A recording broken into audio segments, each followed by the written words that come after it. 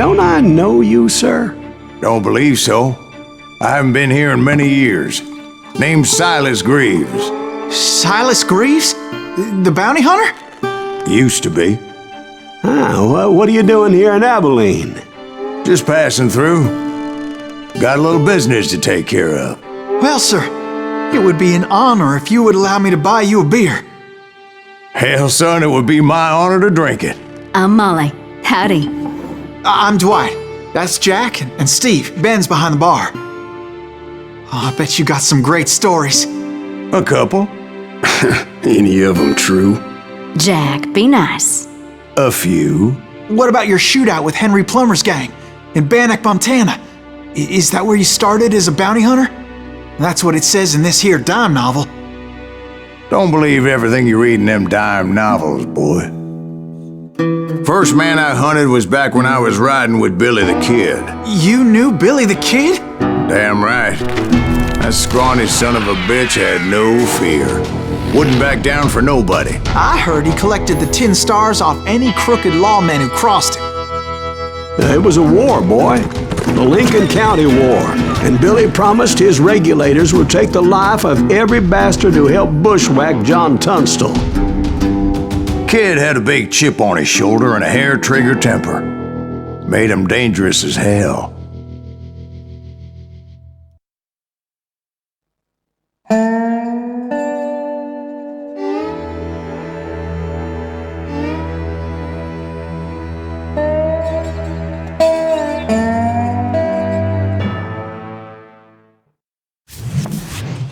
It was about 30 years ago.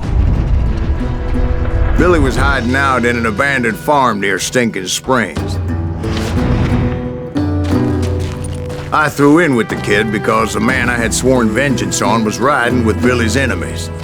But before I tell you why I want that sumbitch dead, let me tell you what happened that day. I was heading back to the hideout when suddenly I had this funny feeling. Funny, ha-ha? No, Steve. The other kind of funny. You heard Pat. You need to stay here and keep an eye on the road. That's not fair. We're missing all the fun. I knew those two morons would never let me through. I had no choice. Hell! Shoot that sumbitch!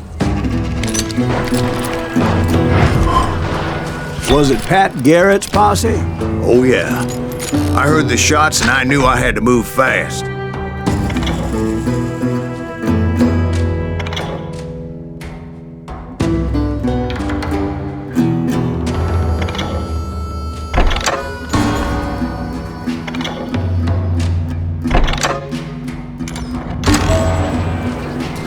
Garrett and his army of deputies had surrounded the entire homestead.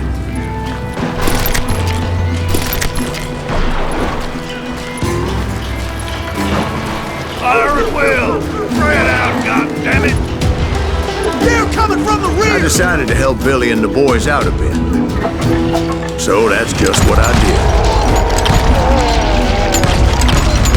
As the governor of New Mexico was paying for the kid's apprehension, Garrett was able to hire every gun hand in Lincoln County.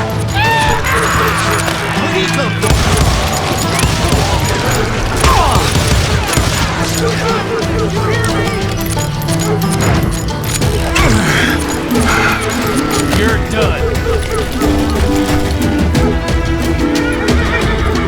Had enough? Time to die. That was too damn close.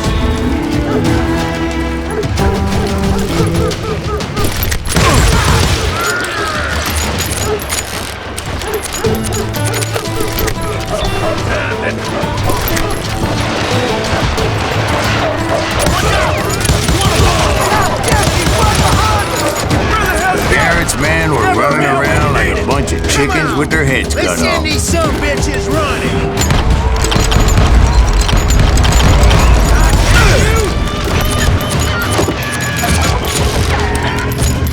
You ain't going nowhere. Let's do this.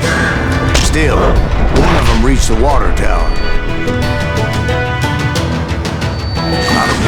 idea. It would be a turkey shoot from up there.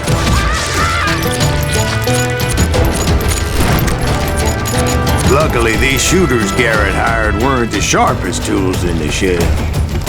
The right position is very important.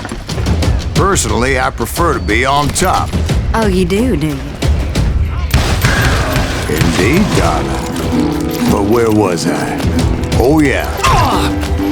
A lot of them were saddle tramps or sod busters or drunken drifters looking to make a few bucks.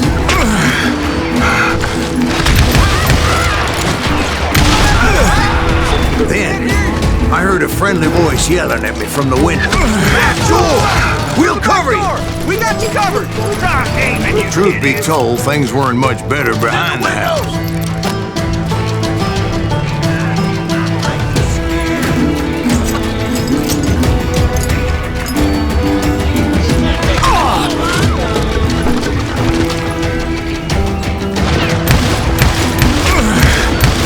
I cut their numbers in half, but that just made the ones that were left twice as mad.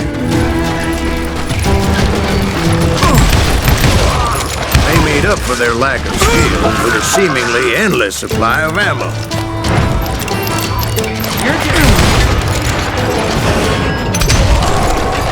It was a bit of a slog, but I finally fought my way around the back of the house.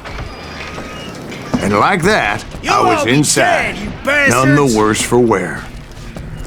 I passed Dirty Dave, and upstairs I found Billy and Charlie both. Rat in a trap!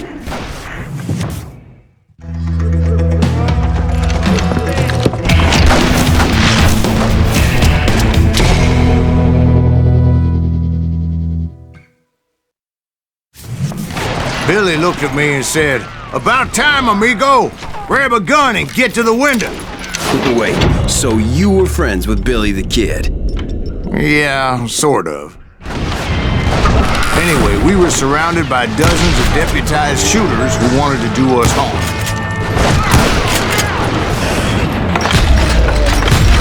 I'm telling you, Garrett's men were dropping like flies, but they just kept on coming.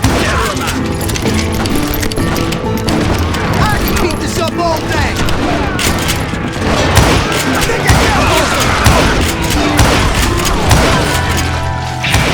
Where the hell Garrett get you?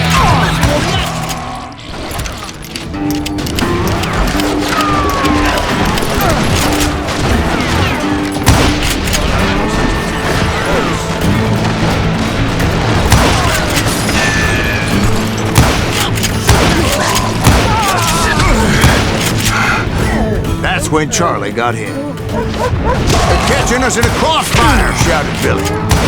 "Get to the other side!"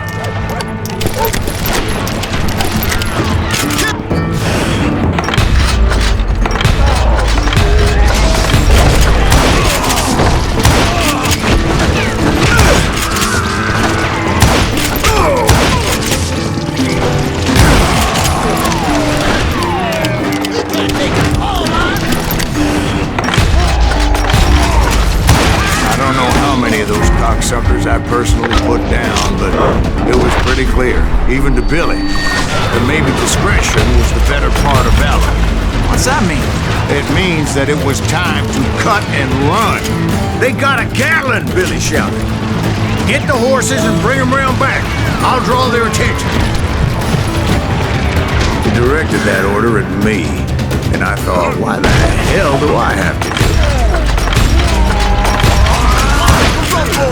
Those poor sons of bitches are Many done would have for. fled in my place. But I had that false sense of invincibility that many young men have. Like Jack. What are you saying, old man? Jack, he's just joshing with you. Yeah, he better be.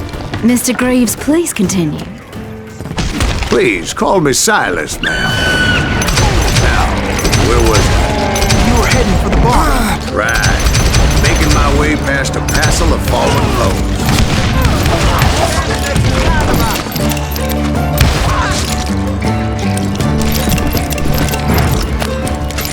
Sounds like Garrett hired a whole regiment of hired guns.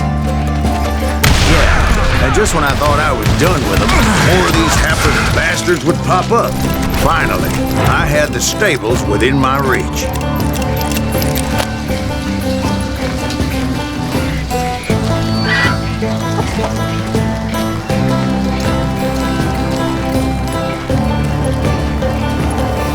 And that's when I met Sheriff Pat Garrett. I read that you went toe-to-toe with him, sir. That backstabbing bastard with that tacked-on tin star.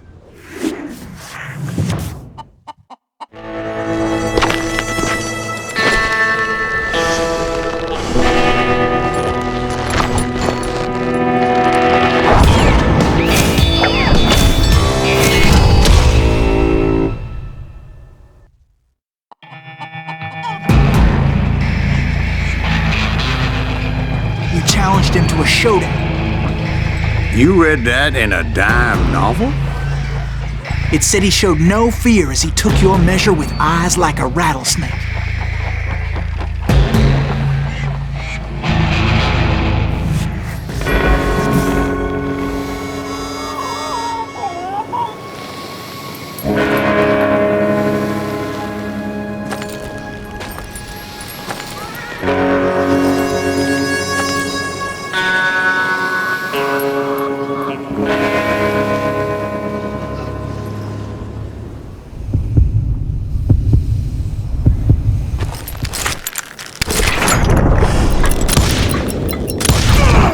And that you killed him in a fair fight.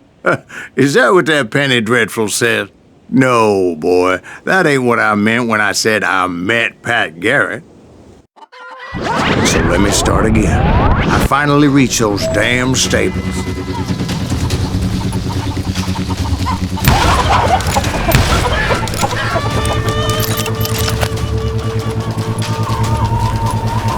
I stepped inside, and last thing I heard was Garrett's voice. That's not Billy. And go on, how did it end? And, boy, that was just the beginning.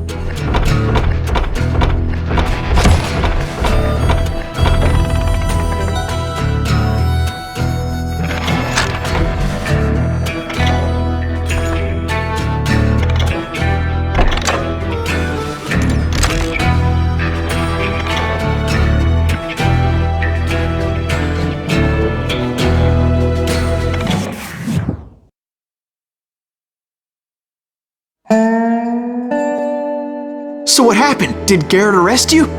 Yeah, after I came to, the bastard had clocked me with his Colt.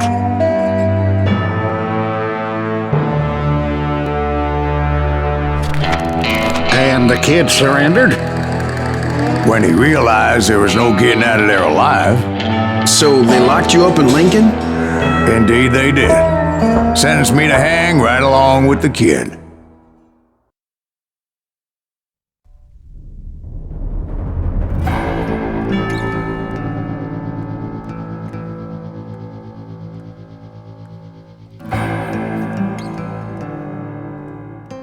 It's important to know that I was only riding with Billy so I could find the bastard I was after.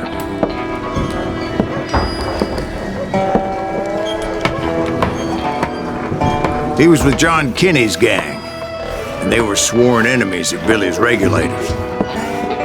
Why were you after him? I owed that son of a bitch a bullet for what he had done to me and mine. Instead, all I got for myself was a goddamn death sentence. Luckily, it was right around then that I heard Billy make his move. He shot Jim Bell and a few other guards as he made his getaway. Later, they wrote that some lady friend planted a pistol for him in the privy. What the papers didn't say is that Billy helped me escape too.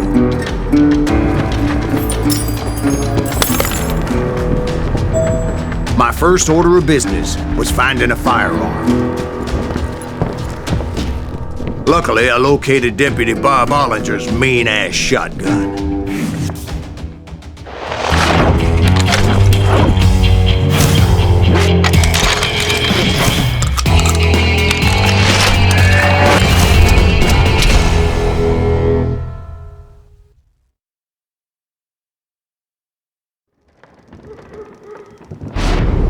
I saw Billy through the window, and he yelled that I should take to the rooftops to make my escape.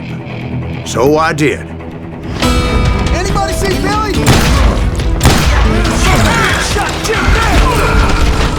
Hell yeah.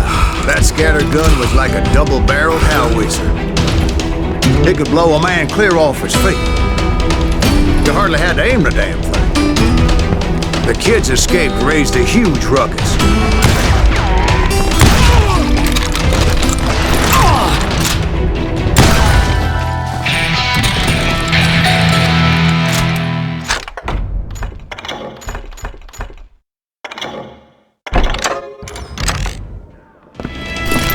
Guards were everywhere looking for him.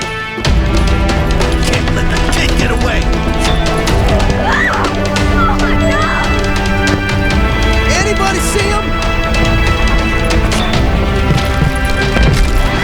I had to jump from roof to roof like a damn alley cat. I followed the planks where I could, but some of that wood was slippery as hell. The whole town was up in arms. And suddenly, I was a fugitive. How the hell did the kid escape? Garrett's gonna kick our ass! So that bastard you were after, what did he do?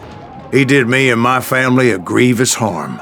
But I knew if I was ever going to find him, I would need to get my ever-loving ass out of there.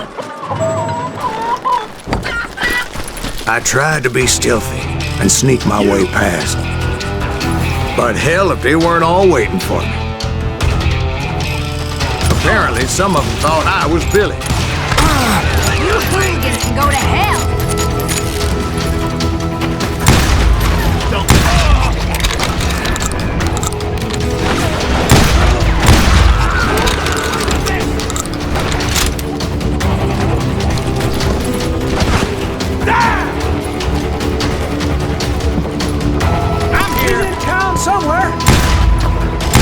Me and the kid shared a certain similarity in build and coloring. I was just glad I had Deputy Bob's mean-ass shotgun.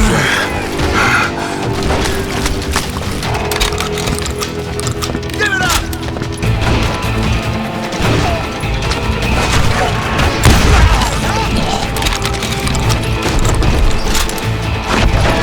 Don't get paid enough for this!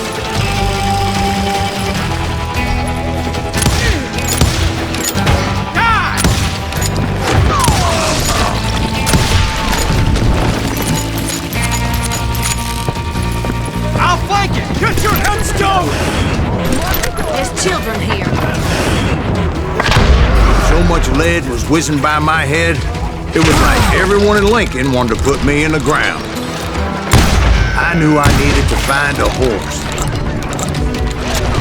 Though I never did have a great fondness for those four-legged grasses. Smelly, sweaty, ungrateful beasts. We priced them too high, if you ask me. Damn ears are ringing.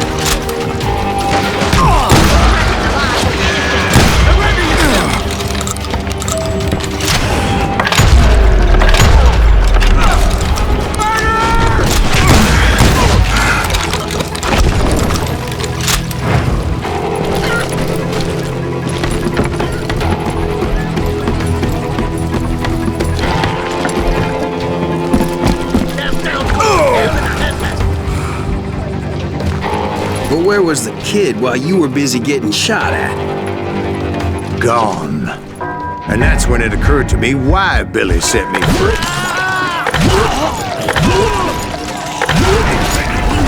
Respect for decency? So I could be a hapless decoy and draw attention while he snuck out of town.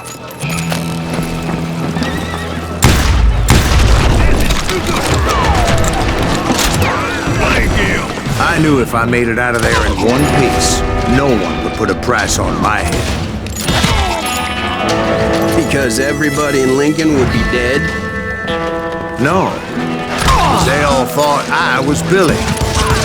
And all that blame would fall on him.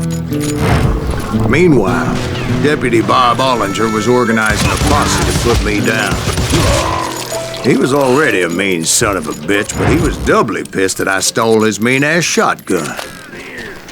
Anyway, It was me or them, and the only way forward led me straight to perdition. But the cards were dealt, and I had no choice but to play them. Get the women off the street! On yourself! How the hell did he get away?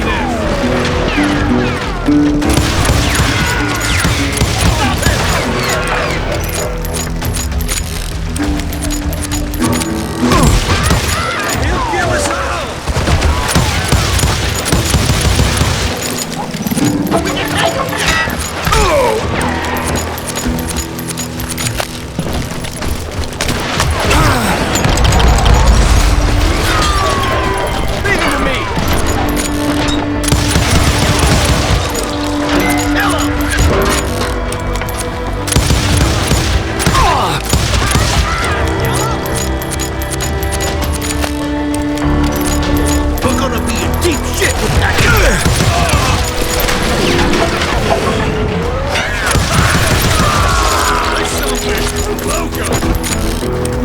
Finally, I found what I was looking for. The stables on the edge of town. I guess Billy saved your ass, taking out Bob Ollinger the way he did. Billy didn't kill Bob. Well, sure he did. He dispatched him right after he shot Deputy Bell. No, sir. Because Bob came right up behind me, angry as hell that Billy had lit out. "Hello, Bob," I said. "I think you better let me go." And he says, "I don't think so, boy. Not with my shotgun." So we stood there in the middle of the street, eyeball to eyeball. He intended to kill me, and I knew I had no choice but to defend myself.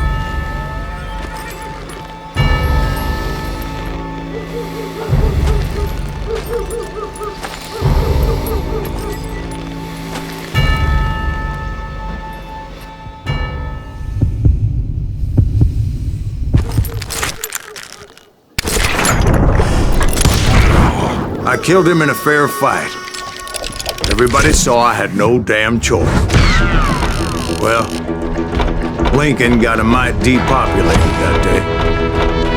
Pat Garrett gunned down Billy 3 months later, so his escape was all for naught anyway.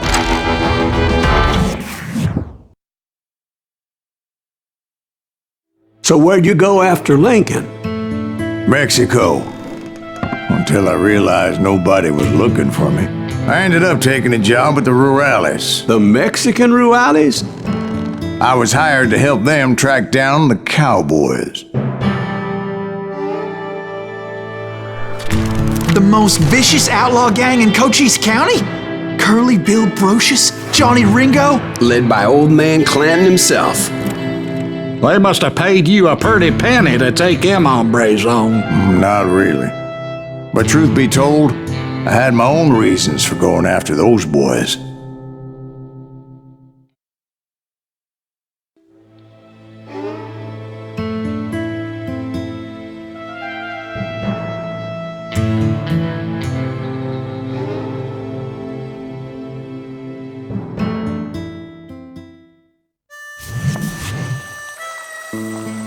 So was the bastard you were after now riding with the cowboys? Roscoe Bob Bryant was his name. Oh. But no, this time it was a different bastard I was after. The aforementioned Mr. Ringo. And yes, he was working for old man Clanton. I came upon them robbing a stagecoach, which wasn't surprising, being they were such murderous thieves and bastards. The bandits wore red scarves, so I knew they worked for the old man. Over there! There! I did my best to help those poor passengers.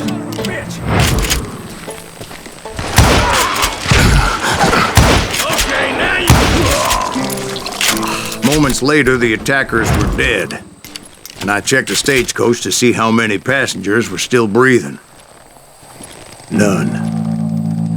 It was then I wondered if the rocks weren't hiding more bandits. Was that all of them? Or did I just hit the rear guard? I quickly got my answer. They attacked from on high like Apaches often did.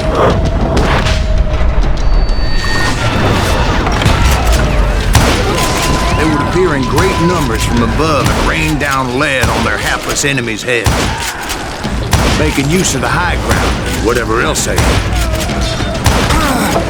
Yep, the Apaches always appeared out of nowhere, and there never seemed to be an end to them. Hold on. Were you attacked by Apaches? What happened to the cowboys? Did I say they were Apaches? I said Clanton's cowboys attacked me Apache-style. I was in a pitched battle, but I was holding my own against an overwhelming enemy force.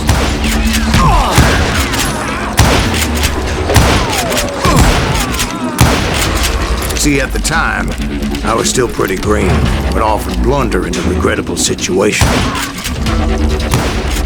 But I just kept shooting at anything I could see up in those damn rocks. I didn't see Ringo, but I knew he was with the cowboys. He and Roscoe Bob had done me a dreadful wrong, and I was determined to have my revenge. But to get to Ringo, I knew I'd have to fight my way past these other assholes first. Unfortunately, I was running out of ammo. Another perfect example of my relative inexperience as a hunter of men. I immediately knew that a tactical retreat was called for, as my vengeful fury was much less impressive without the bullets to back it up.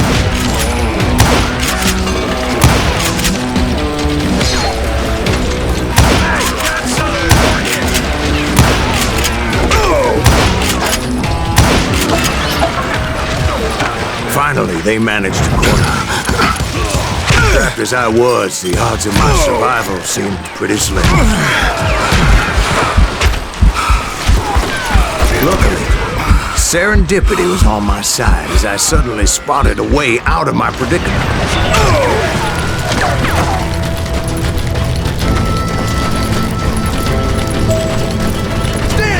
I ran ahead as if the devil himself was after me. Bullets were whizzing by my ears, but I wasn't about to roll over and die. I just kept running like there was no tomorrow. Because there wouldn't be if Clanton and his men caught up with me. As I was scurrying around those caves, I thought, what was I thinking? Going up against a gang like this?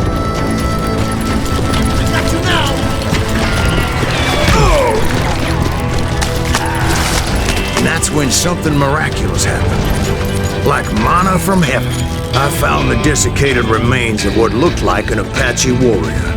The old weapon next to him supplied me with some much-needed ammunition.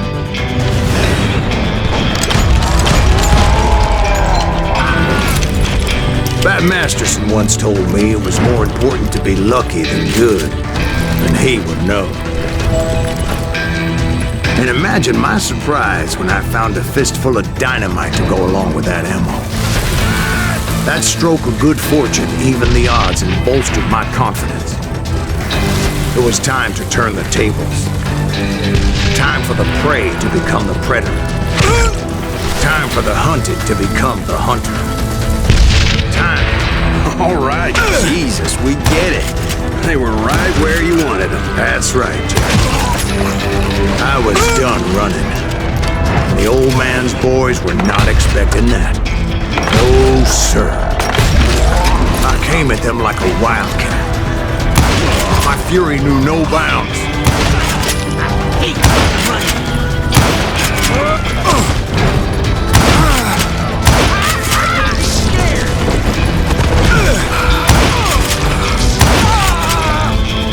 It was finally time for that old man to pay for his sins.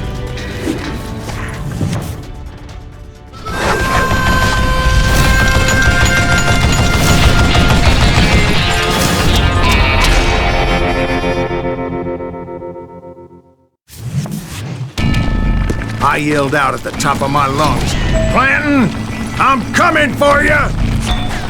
A little stealth might have made more sense, to be perfectly honest. Because that old fool had a Gatling gun and enough bullets to last him till kingdom come. But I knew I could not let that deter me. Not if I was to find and kill Ringo. I needed to get that old man off that gun.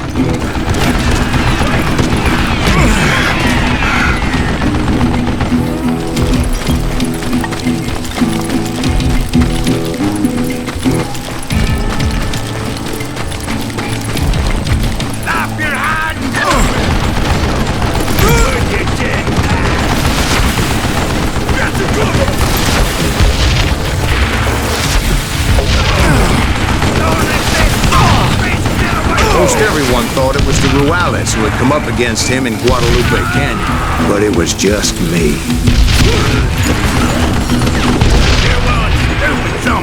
Apparently, one of the cowboys made it out of there alive and told Ike and Billy Clanton that it wasn't a Mexican who took their father's life that day.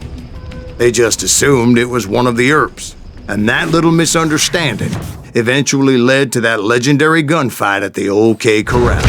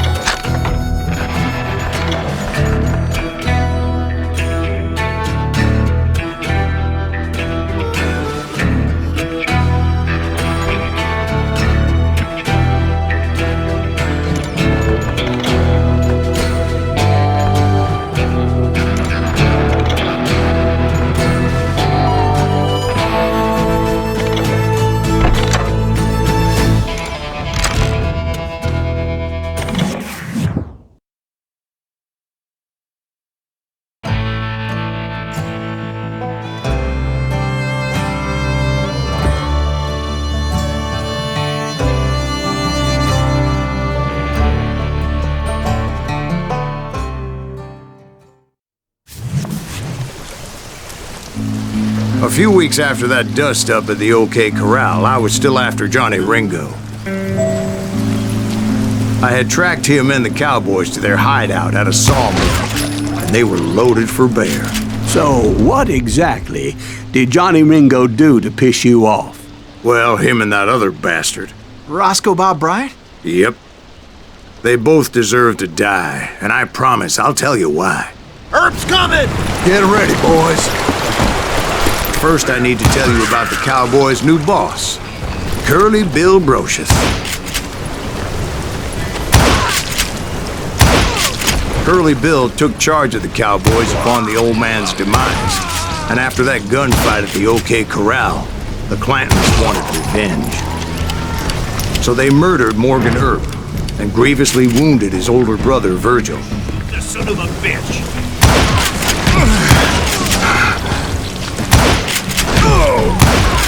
Wyatt and Doc went on what became known as the Vendetta Ride, hunting those outlaws down. So when I showed up, that's who they thought I was.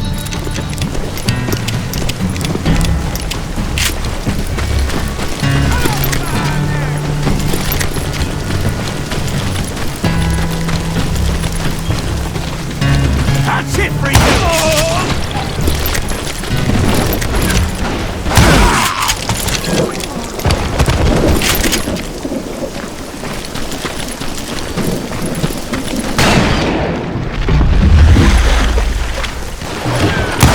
There were killers around every corner, all wearing red bandanas. That's how the cowboys identified each other, and I was beginning to wish I had one myself. But I wasn't about to let Ringo walk away unscathed, Take him down! and that's what drove me forward. They say that Ringo was infernally fast. I hardly saw anyone faster, boy. Certainly not Wyatt Earp. That man was all hat and no cap. Earp wasn't much of a match for him, but Doc Holliday might have taken him. That Lunger should have kept his nose out of it. He never charged anyone for the murder of Morgan Earp. Excuse me, sir. I have a question. What's that, Dwight? After old man Clanton died, why didn't his son take over the Cowboys? Because Ike Clanton was dumber than a box of rocks and a yellow belly to boot.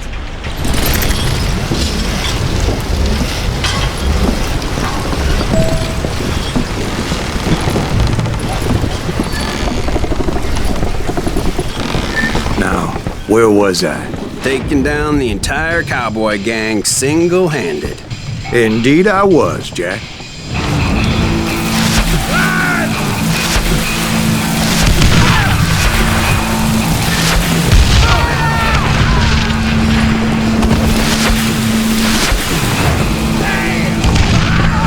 Though it wasn't easy, as those boys had good cover.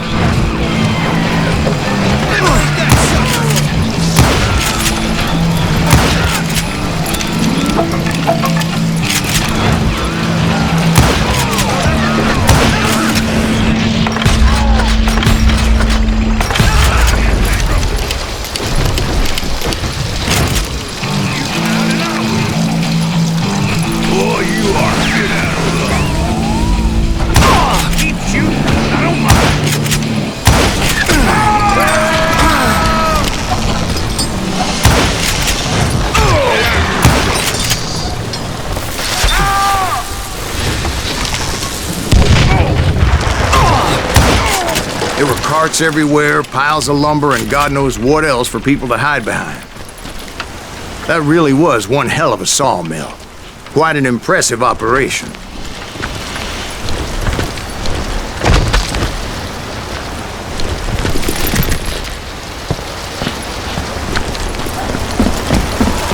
And where was Curly Bill? Did you see him? I'm about to get to that, Ben. Patience. I'm painting a picture here. There was this beautiful waterfall and a crystal clear stream that led to a verdant valley that was truly... Consider your picture painted. What happened next? Well, finally the bastards that were still alive made a last stand.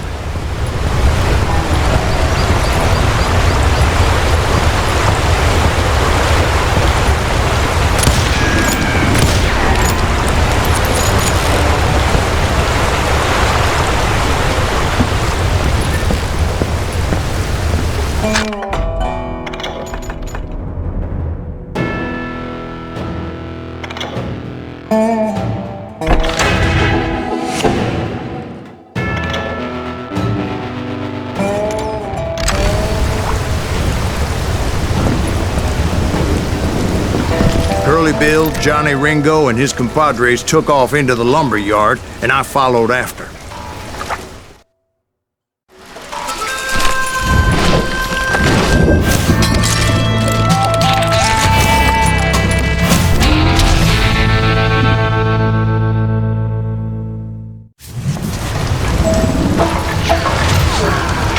Are you saying they ran? Cowardice was not in Ringo nor Curly Bill's nature. No, sir. I never said they were running scared. They just wanted me out in the open. Time to dance with the devil!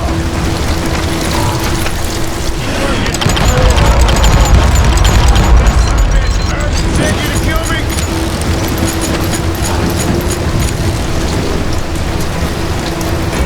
That one kills Curly Bill!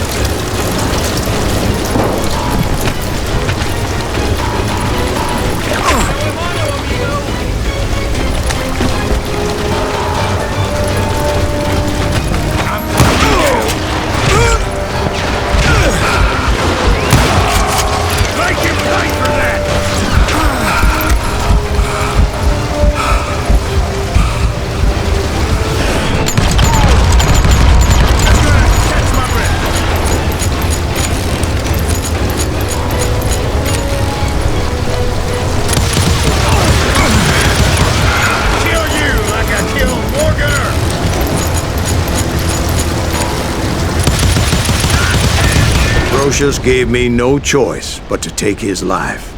But Ringo was nowhere to be found. I knew you didn't kill Ringo, because he was found dead in a different location altogether. To this day, his killer is still unknown. Indeed. Took me a few months before I finally tracked his ass to West Turkey Creek Canyon.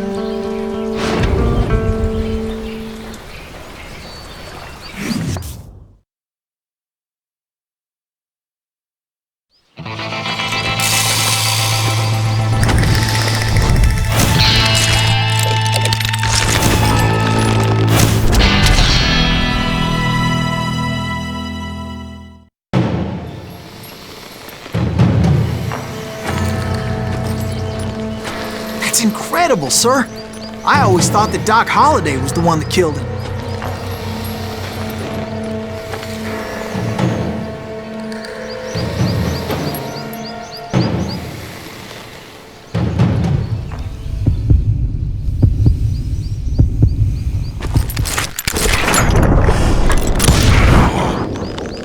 Sorry I had to ruin the legend for you, boy. But the legend ain't always true. Doc Holliday had nothing to do with the death of Johnny Ringo.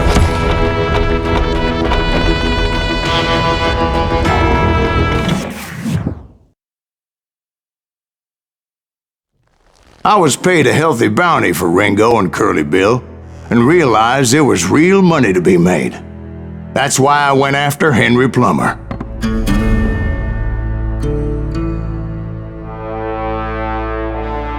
Now, wasn't he the sheriff who augmented his income by shaking down miners and robbing gold shipments? That's the one. Oh, yeah, I remember him. He ran that gang of thieving outlaws called the Innocents. So it's true that you went toe-to-toe with him? Indeed I did, son. Indeed I did.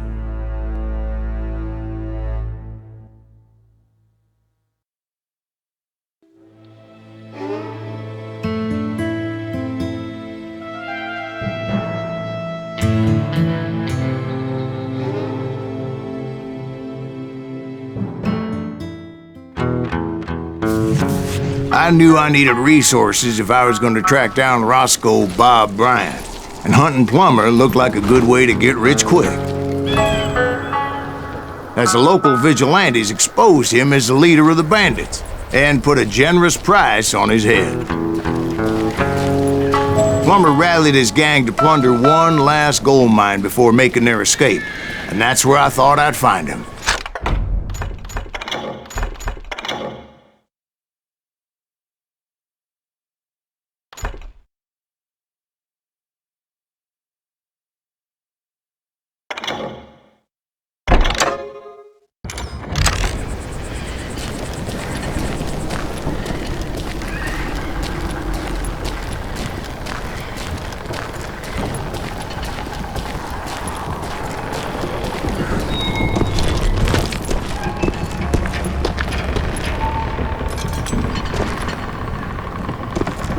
It makes me nervous standing so close to all these goddamn barrels of gunpowder. Why would you be nervous?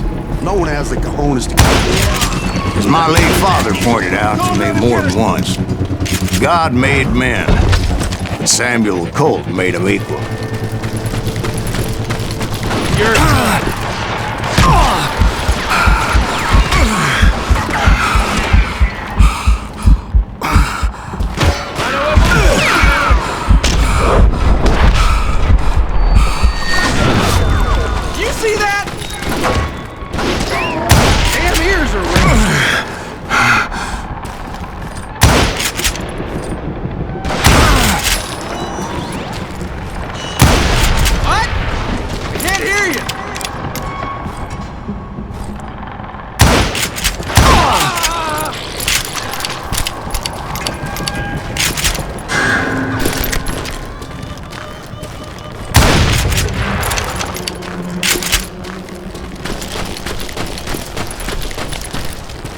I knew that dynamite wasn't mine, so I decided the polite thing would be to return it.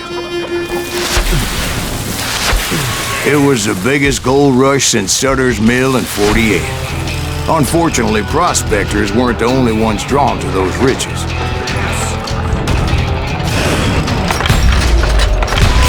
There were thieves and killers, robbing travelers and hijacking gold shipments.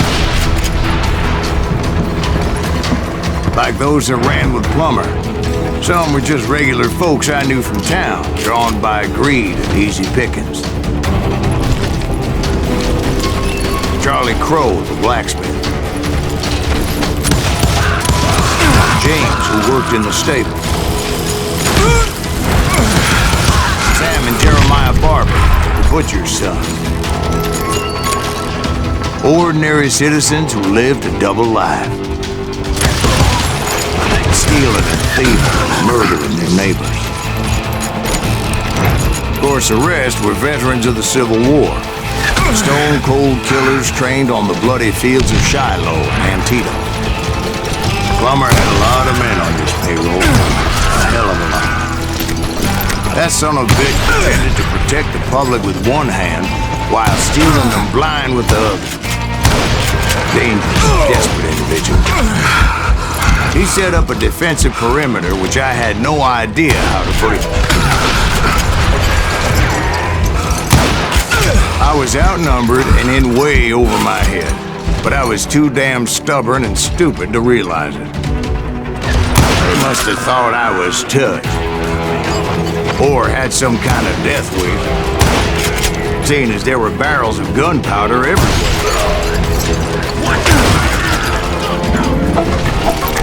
One stray bullet, one stray spark, and I'd be blown to hell and gone. I thought I was some kind of hero.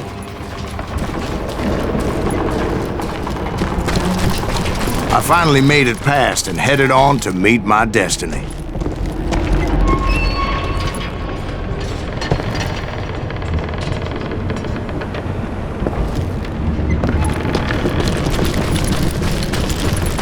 But first, I had something I needed to figure out.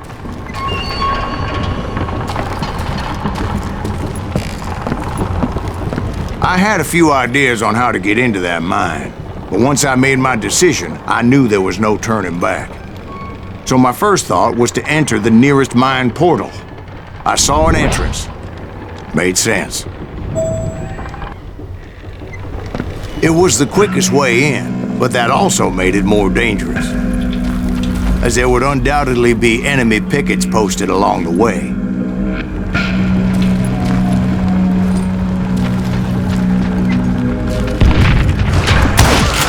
This is our goal now.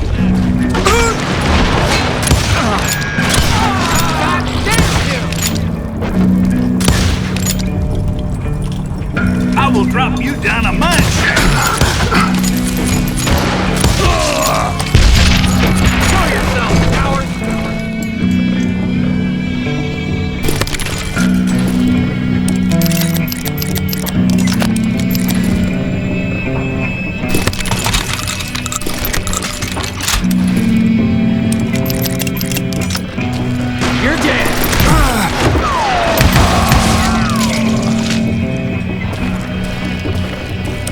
Besides, once you enter a mine like that, it's easy to get all turned around.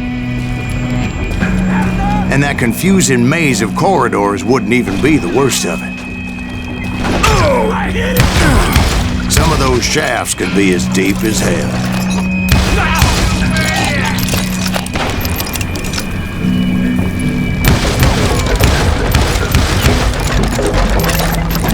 Come out, you yellow bastard! A single stumble or misstep can easily end in a deadly plunge to oblivion.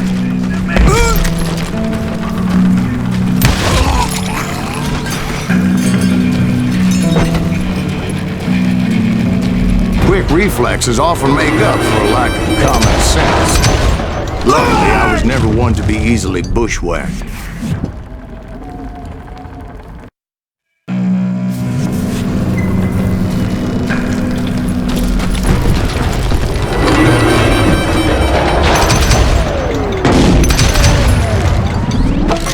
I would just need to be careful not to blow myself to kingdom come.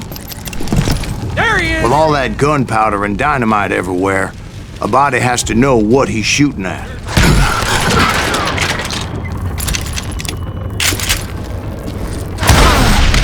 All it takes is one tiny spark, and boom. Get him! You ain't...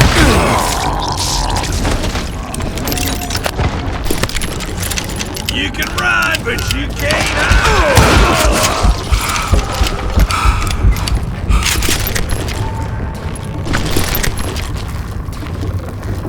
One wrong bullet could have turned that mine into a dad-blasted tube.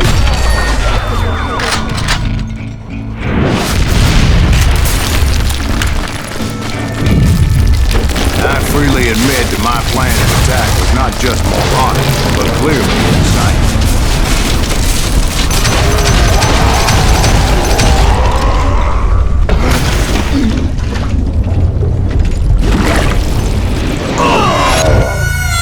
It's a good thing that I abandoned that ridiculous plan before I even tried it.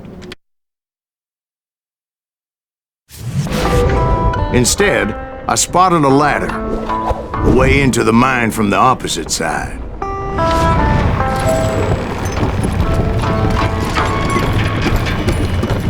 It was a long way around, but that approach seemed more sensible at the time. Of course, being I had a problem with heights, that scaffolding scared the bejesus out of me. Climbing down that ladder required some caution, because even though I had a younger man's reflexes, no man can dodge a damn bullet while climbing down a rickety ladder.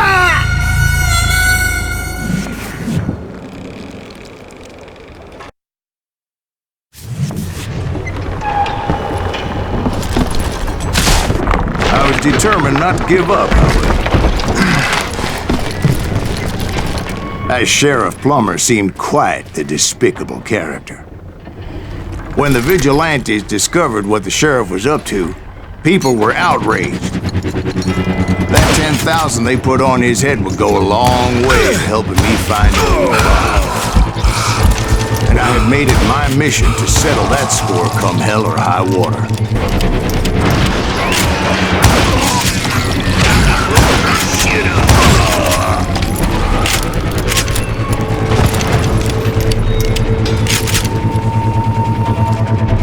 But first, I would have to make a choice. Take the elevator or climb the ladder.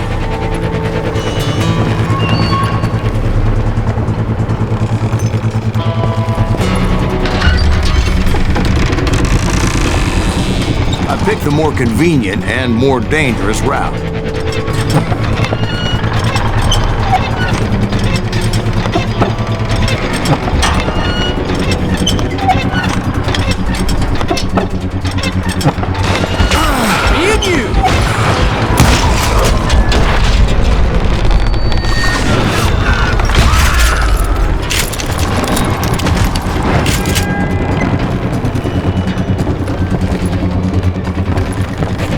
Plummer was a mad dog killer, and the people of Nevada City deserved better. Nevada City? Well, I thought Plummer met his maker in Bannock, Montana. Right, well, he was the sheriff of both places at one time or another, but that's neither here nor there. The point was, taking him down would save a lot of lives, including my own.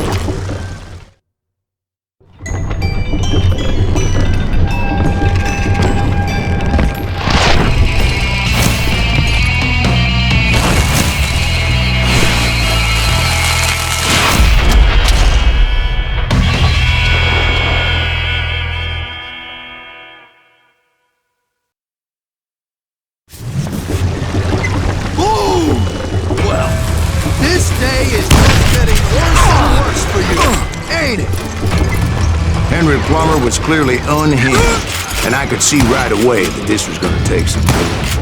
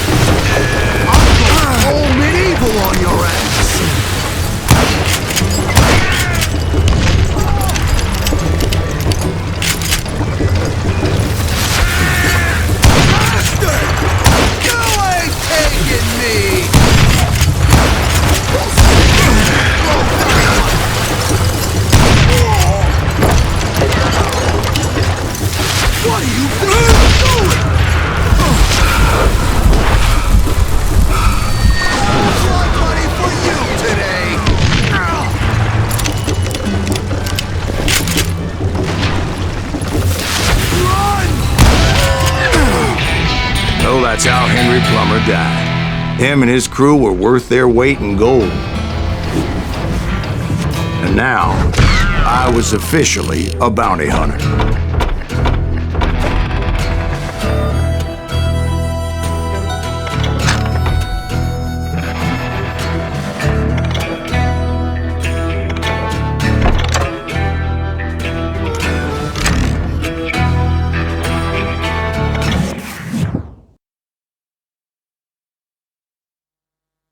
So, did you finally go after that Bob feller? Well, I heard word he was in Kansas with John Wesley Hardin, so that's where I went. Where in Kansas? Abilene. Why do you ask, Ben? No reason. Was Hardin as fast as Ringo? Ringo was fast, but John Wesley was as fast as the devil himself.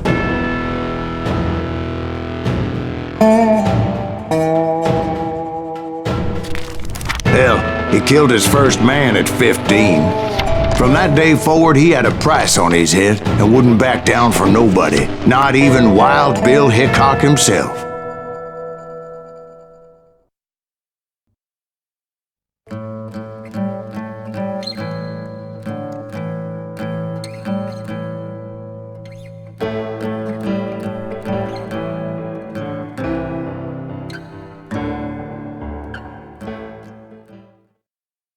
I dodged death many a time, and that night in Abilene was no different. What the heck just happened? I was there with the intention of finding that bastard Bob and collecting the bounty on John Wesley.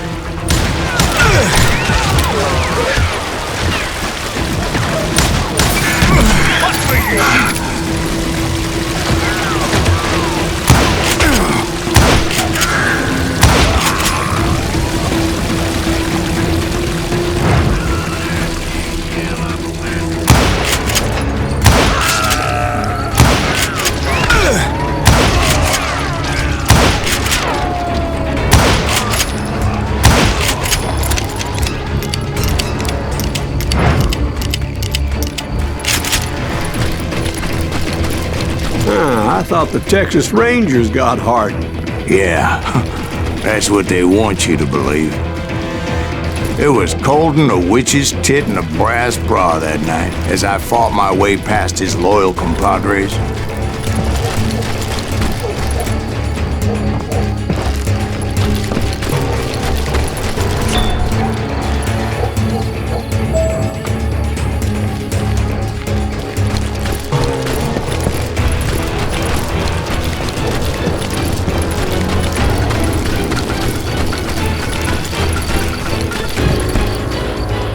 very same saloon we're sitting in today.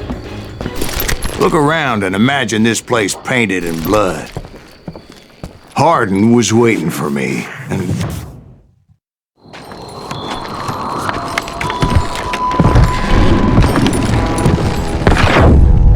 Wait, I'm jumping the gun here. Let me back up and give you some background on this sumbitch. He deserves that much. Don't you think so, Ben? John Wesley Hardin was a killer. By the end, he confessed to taking the lives of 42 men. Fathers and husbands, brothers and sons, men with families who cared about them. He was a bona fide folk hero by then, and had amassed a gang of armed miscreants and other assorted thugs. He and his men set up camp outside of town, and I was hoping Bob was among them. Shit, it's cold. Damn it! Shoot that son of a bitch! They didn't ask why I was there. They knew. As most of them were wanted as well. I figured Hardin was here somewhere, but to get to him, I'd have to get past his gun hands. I had to spill a lot of blood to find out Hardin wasn't in that camp. He was carousing in town with his closest friends. Hardin's boys apparently didn't want me to reach the Bull's Head. Some were hightailing it into town to inform their jefe of my unwelcomed presence. Get me!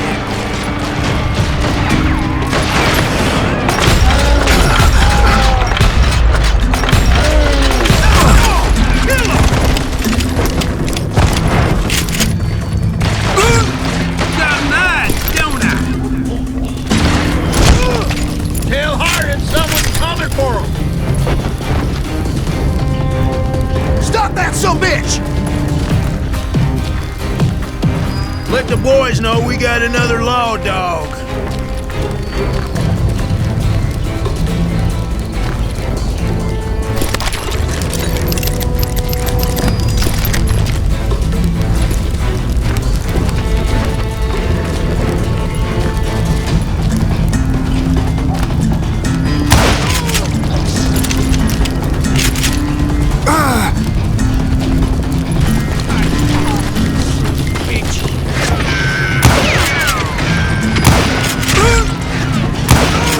I wondered if Bob was among them.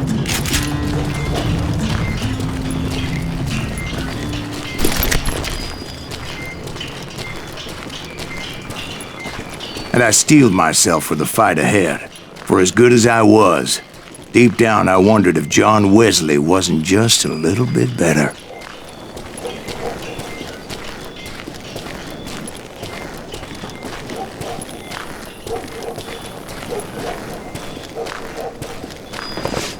Before I could test my mettle against Hardin, however, I would first need to dispatch his cadre of hired killers. Most of these degenerates were beyond redemption, but John Wesley might have been a different story. I didn't learn until later that that night was in fact his birthday celebration. There he is!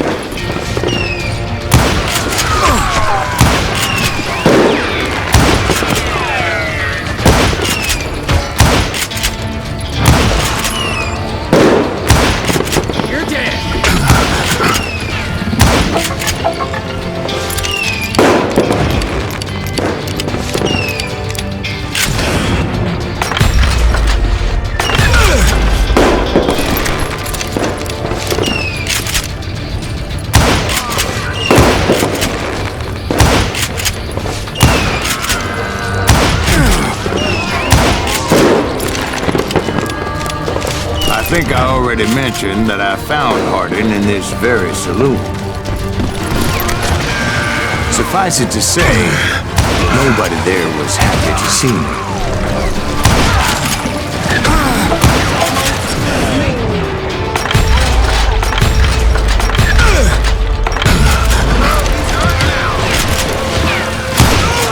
In fact, I felt a certain hostility.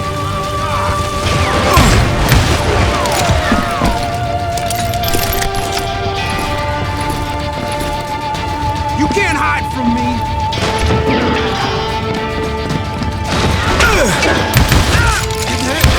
Just kill Red?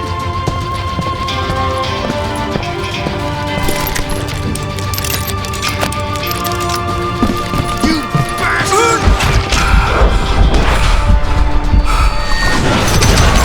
I was disappointed that neither Bob nor John Wesley were among the dead. But that was short-lived, as a moment later I was facing down the fastest gun in the West.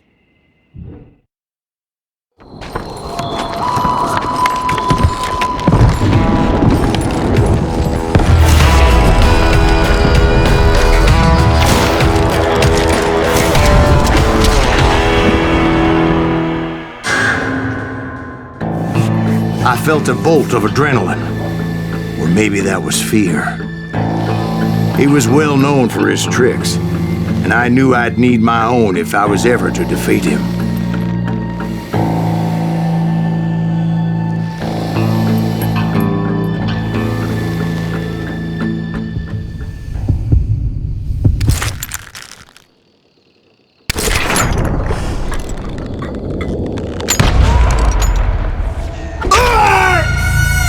No, wait! He didn't hit me then. I'm sure of it.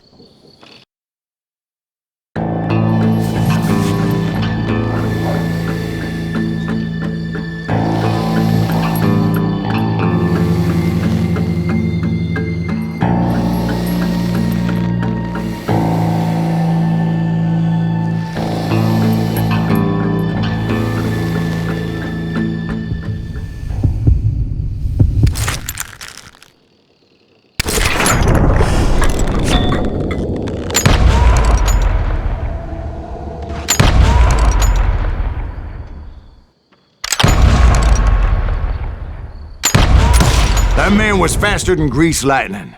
But being inebriated as he was, he didn't count his shots. And now, he was at my mercy. So he didn't die? No, I sent him to prison. Years later, after he was free, some restless avenger took his life. Shot him in the back in a saloon just like this one. Anybody up for another beer? Ben?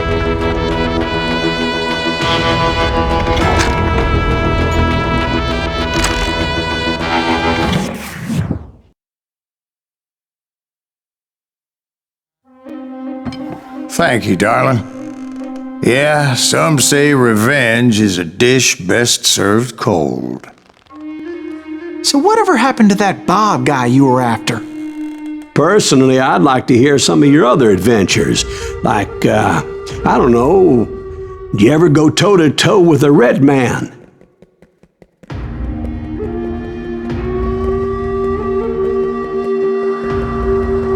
Yes, I did, Ben. I remember once I was after this renegade Apache, Grey Wolf. Strangely enough, revenge was also his primary motivation.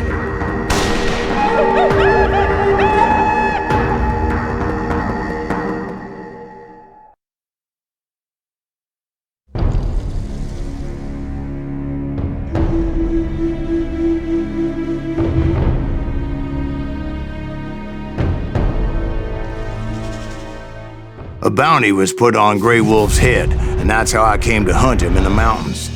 Mountains so high they tickled the nether regions of heaven.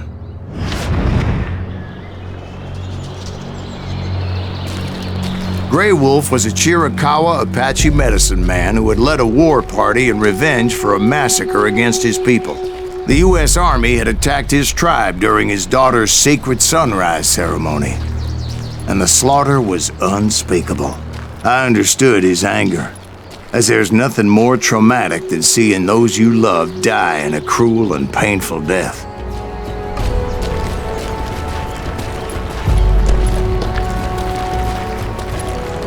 Right from the beginning, I couldn't shake the feeling that Grey Wolf was watching my every move. He led a band of young Apache warriors who wanted retribution and were more than willing to die for him.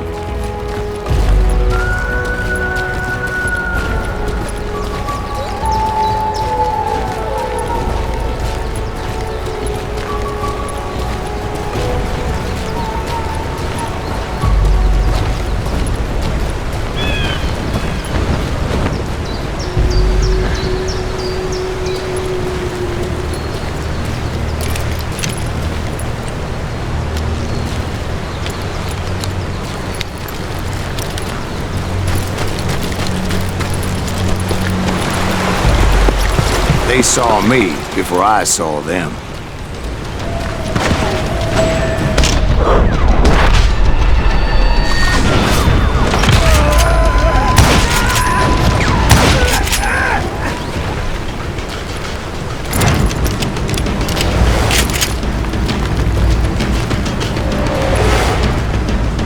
And it crossed my mind that maybe this wasn't such a good idea. But now that the shooting has started, there was no backing down.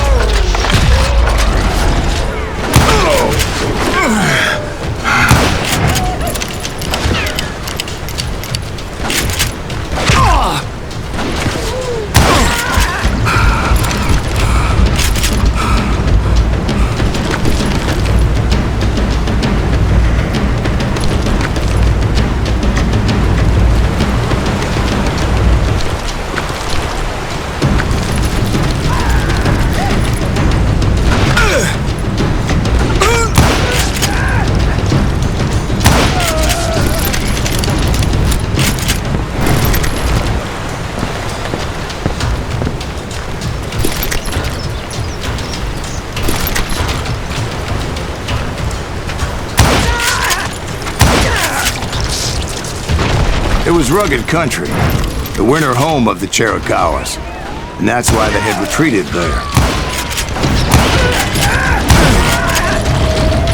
I admit to having some regrets about going after them the way I did. But then again, I got a lot of those.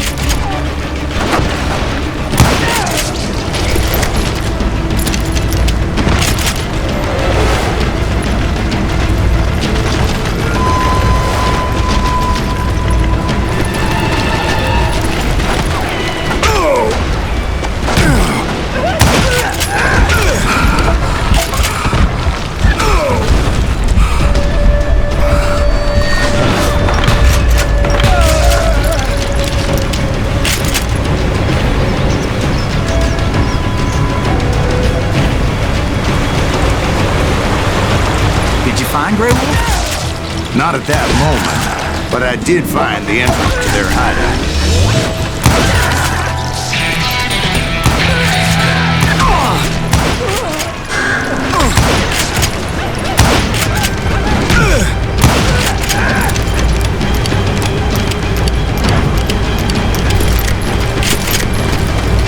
A deep crevice that led to a deeper cave.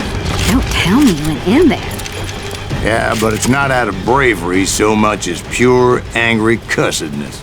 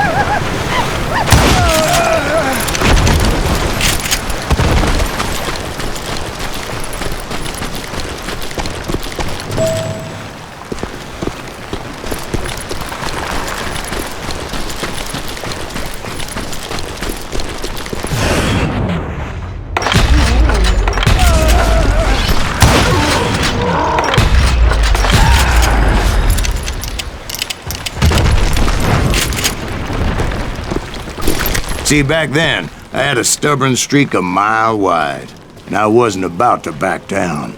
So it was like pitch black in there? Actually, it was pretty well lit, as they had torches on the walls.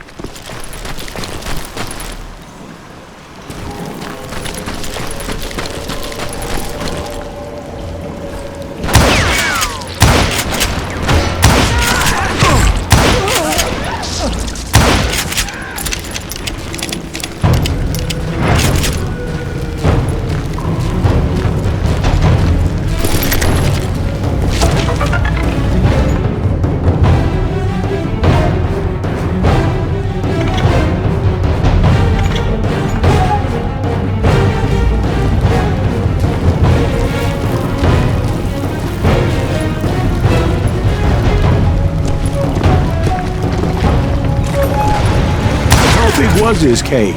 Big as hell, Ben. Chiricahua had hid out there during the Indian Wars.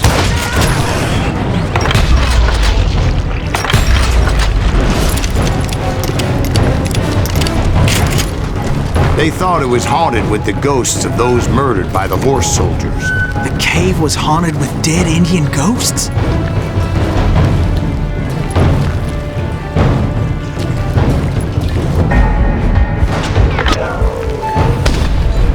To be honest, I was more concerned with the live ones than the dead ones.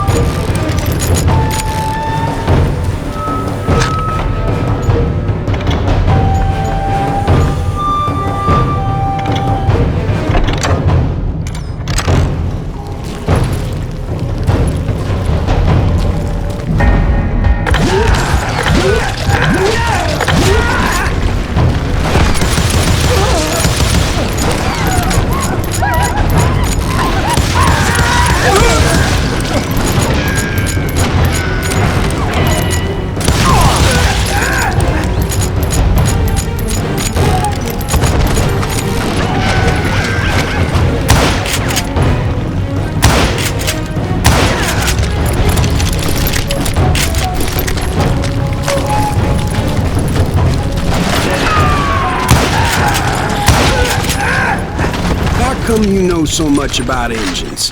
A few years back, I was married to 2 Mescalero women. At the same time? Yeah, they were sisters. Polygyny is traditional among the Mescalero. So what happened? Oh, I had to get out of there. Those girls never shut up. Both of them nagging at me all the time. Drove me half crazy.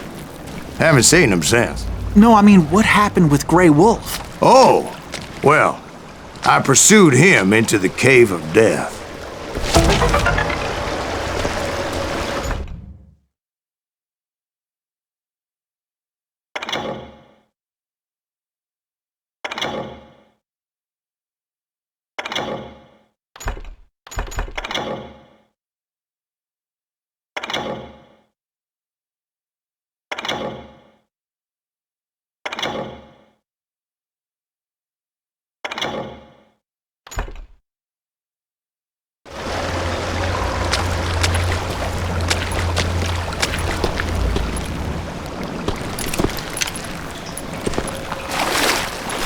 I came upon this flooded grotto, and that's when I saw him. He came to me unarmed and unafraid. His voice echoed in the shadows, and I sensed he meant me no harm. You carry great darkness in your heart, and if you do not release it, it will claim your soul. The sound of his voice put some kind of ancient Indian spell on me.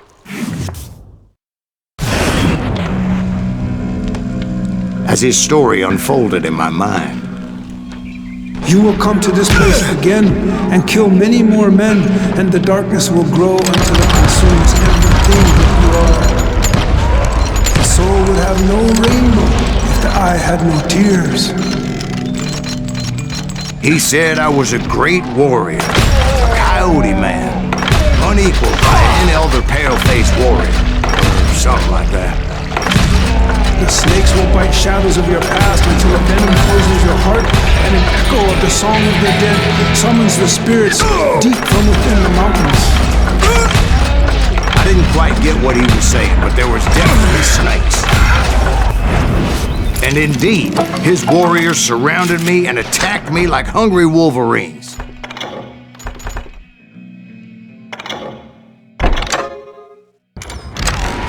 They couldn't stop me, though. And Grey Wolf wasn't in the mood for idle talk.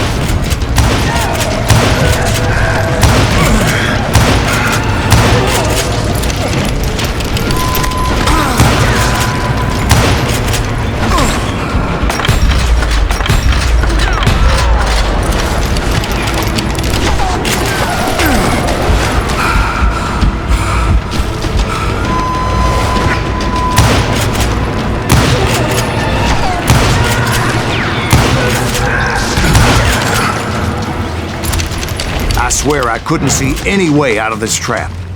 But suddenly, one just appeared. Kind of like a miracle.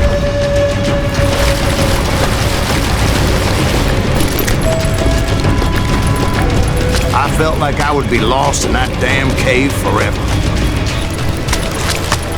Finally, I found myself back outside, perched on the edge of a precipice overlooking a thundering whitewater river. To get where I was going required several leaps of faith, but no way in hell I was turning back.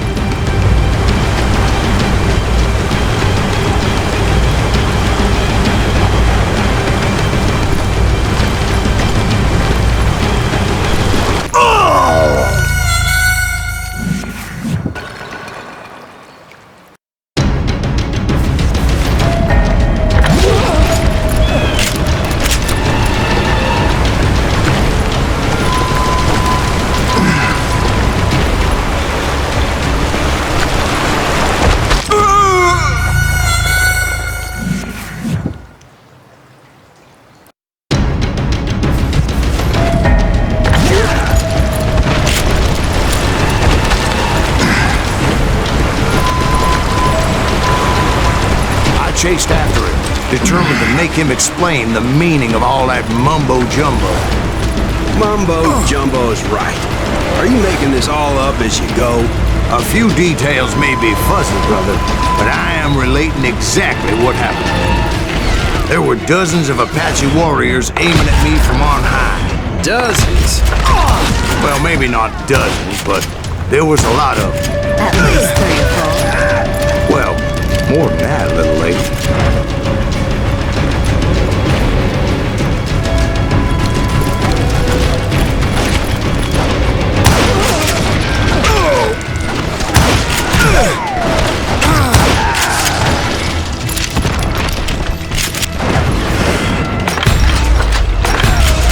I had a steep climb up creek ahead of me and scrambled up those rocks like a mountain goat.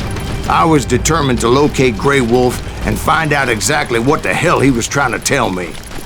And wouldn't you know it, that crafty son of a bitch led me right into a trap. What kind of trap? Well, son, there had to be at least 100 Apaches surrounding me.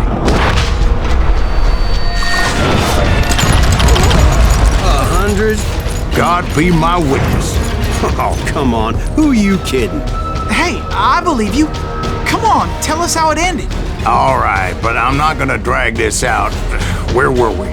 You were surrounded by 100 Apache warriors. Well, I didn't take the time to count them exactly, but there were a lot of them.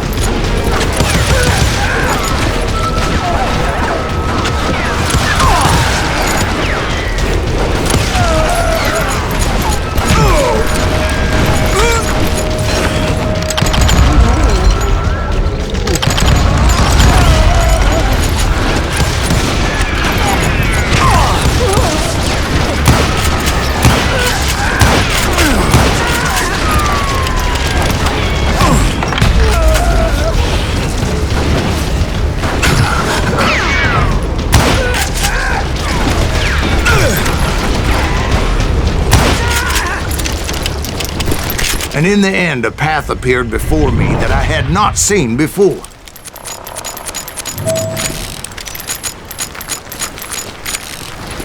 I followed it as I desperately needed to find out what Grey Wolf was trying to tell me.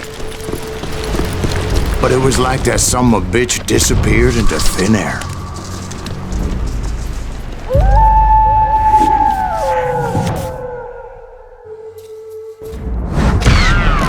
Never did find him.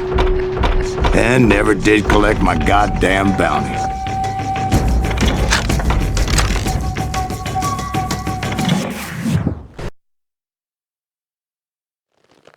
Thank you, darling. It's interesting how the truth can sometimes seem might malleable, depending upon your point of view. Like how those dime novels make you out to be something you're not? Jack, don't be starting trouble. No, he's right. They do tend to exaggerate. Did they exaggerate your part in taking down the Daltons? Well, I was there in the flesh, boy, so I saw what happened firsthand.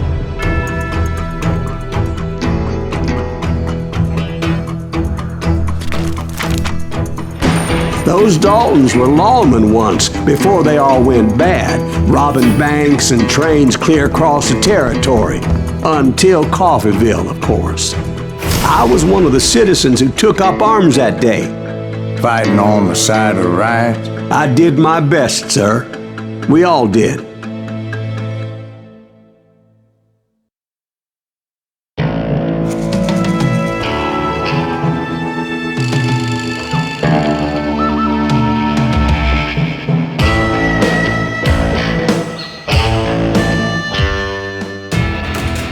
It was early morning. One of my friends was a local gunsmith, and he handed out firearms to anybody who'd take one. You see, the Daltons got it in their heads to rob 2 banks at the same time. 2 banks on the same damn street. The story was Bob Dalton's girl was always riding him about how he had no ambition. Oh, you're nobody next to Jesse James, she'd say. Finally, the bastard took his brothers to Coffeeville just to shut her up. Well, the locals recognized the Daltons right off.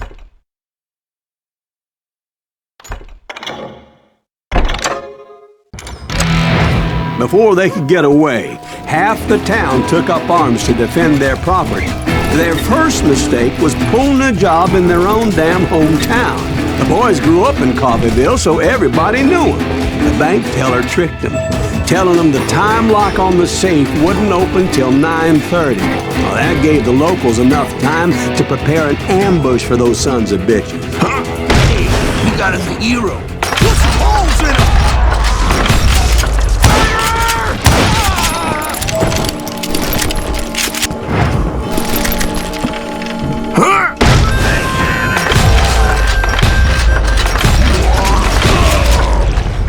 The brothers paid dearly for their stupidity, but everybody knows they had it coming. There's more to it than that. I read all about that day, so I know for a fact that it went down very differently. First of all, it was high noon. A posse of U.S. deputy marshals were on the rooftop across the street. Get ready, boys. They're gonna make a move. The lawmen had been tracking the Daltons for months. Now they finally had them dead to rights. Among them was a bounty hunter feared by many a lawbreaker. This man had no intention of letting the Daltons slip away. The marshals tried to get the Daltons to surrender. They'll give up eventually. We just gotta wait for something bitches out. This bounty hunter knew that the brothers were far too proud to ever lay down their guns.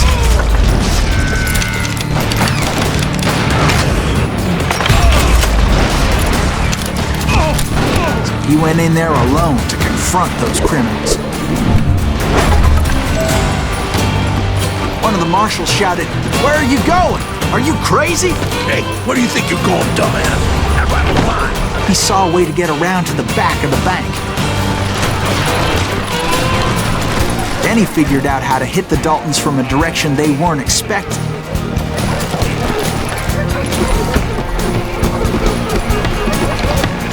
From above. Fortunately, a water tower was right there. A moment later, he was climbing up a steep ladder, laughing at danger as he did. It was brave men like him who risked their lives to tame this wild country.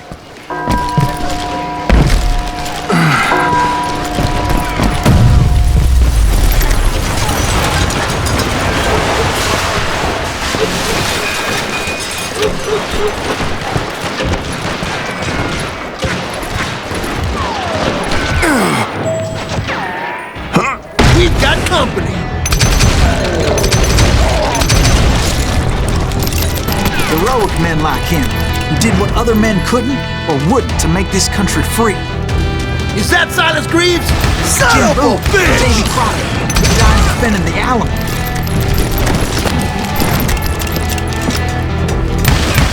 Now you're really pissing me off. I'm gonna kill you dead. Yeah, you...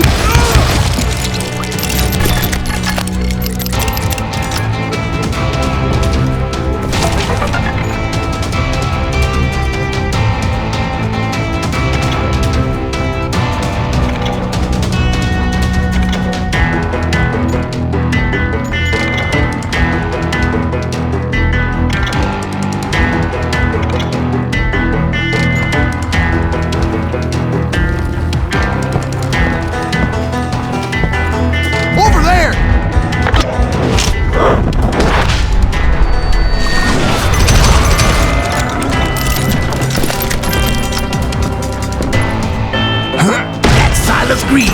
What the hell? Blam! Blam! He came away victorious, taking down those thieving Daltons. His name was Silas Greaves, and when the dust finally settled, he was the last man standing. Sorry, kid, but that just wasn't the way it happened.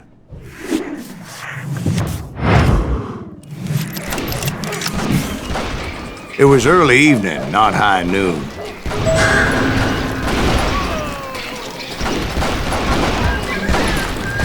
I was late to the party and Coffeyville was already up in arms. The Daltons blew up a safe and were all set to hightail it out of there. Those pathetic deputies surrounding the bank were dropping like flies.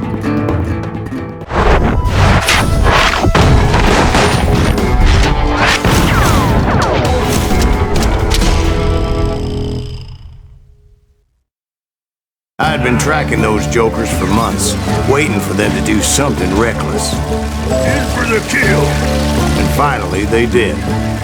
Those stupid bastards decided to rob 2 banks at the same time in the same town where everybody knew them. But they still had friends in Coffeyville.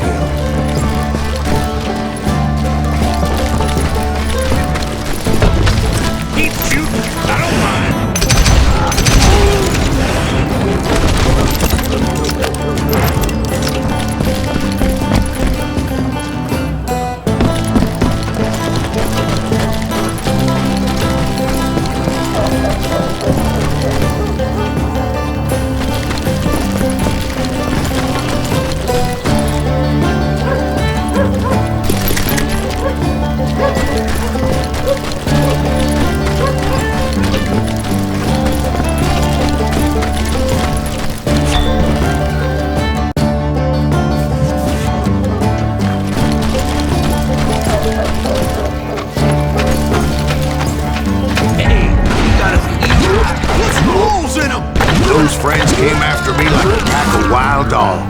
Tooth and nail. They were coming at me from all directions. I caught sight of the Daltons running with the money and didn't want to lose them. Problem was, they knew the town better than I did. And to top it off, I found myself in the middle of another shootout entirely. Did the Daltons blow up in somebody's house? No, it was the Smiths, I believe. They were cousins of the Daltons. And they were shooting at the Browns, who were shooting at the Daltons. Which wasn't any surprise, because those 2 families have been feuding forever. And since the Joneses are related to the Browns, they shot at the Smiths, pissing off the Heimhoffers, whose daughter recently married a Smith. Well, bullets were flying every which way as all the old feuds in Kansas caught fire all at once. There was a hell of a lot of pissed off people in Coffeyville that day. But that's just the way life is sometimes. Shit happens.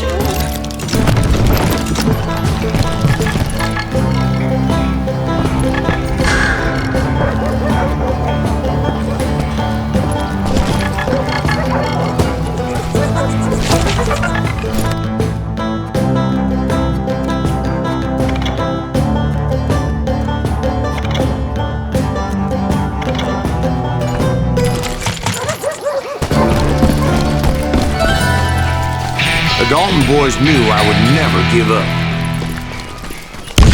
Those Daltons weren't the sharpest knives in the drawer, but they always stood together. They set a trap to slow me down and allow at least 2 of them to escape. The 3rd brother stayed behind to plant me, just in case that trap of theirs didn't work.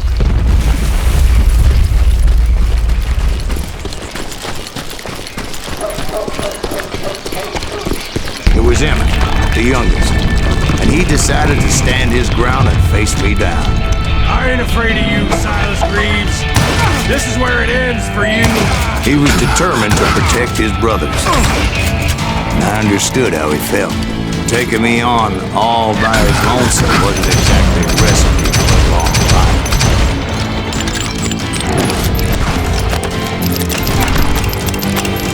You messed with the wrong damn dog.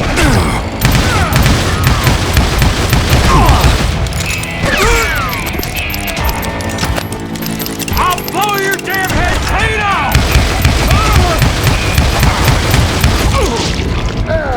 But Emmett Dalton survived the robbery in Coffeyville. He's the only Dalton who did. They say he was shot 23 times. Well, Dwight, who do you think put all those damn holes in him?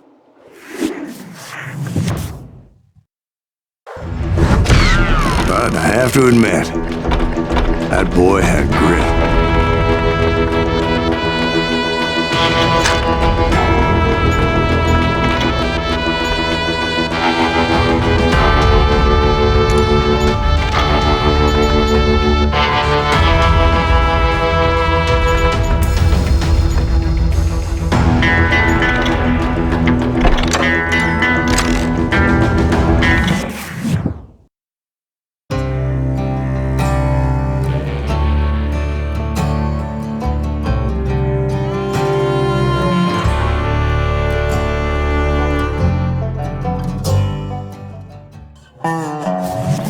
We'll get those suckers! It took me a couple of days to track the Daltons down. They can't get away with this! And in that time, a whole posse of local vigilantes offered to lend a hand. We'll track him to the ends of the earth. They seemed as determined as me to find those outlaws. But as we headed into those swamps, it was like I had my own private army. There was no way those boys were getting away this time.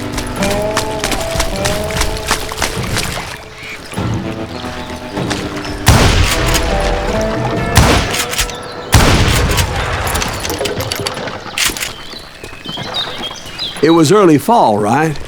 Beautiful time of year. At least you had the weather on your side. Not by my recollection. It was damp and foggy as hell.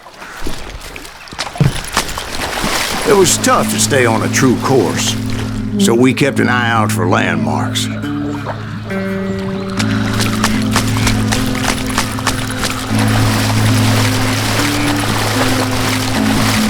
It was autumn.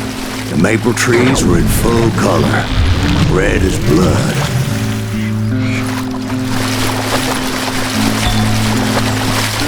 The rains that year were torrential, so the whole area was flooded.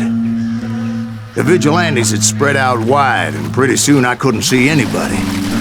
Bury them in the snow! Plant them where they stand! Except for some bitches ahead of me wanting to do me harm, so I had to face them alone. I wondered why my compatriots didn't come running when they heard the shots.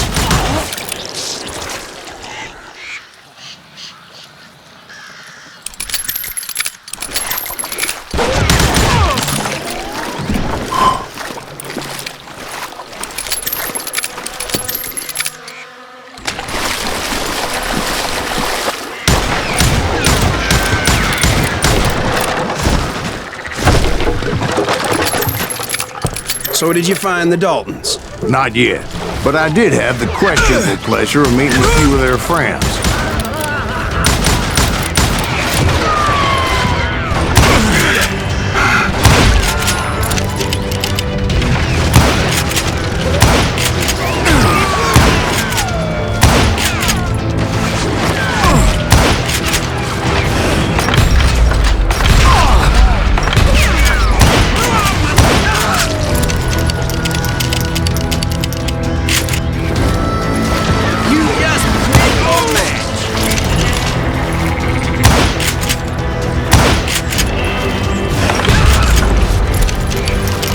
The boys had established quite a reputation by that time, so they attracted all manner of riffraff to their cause.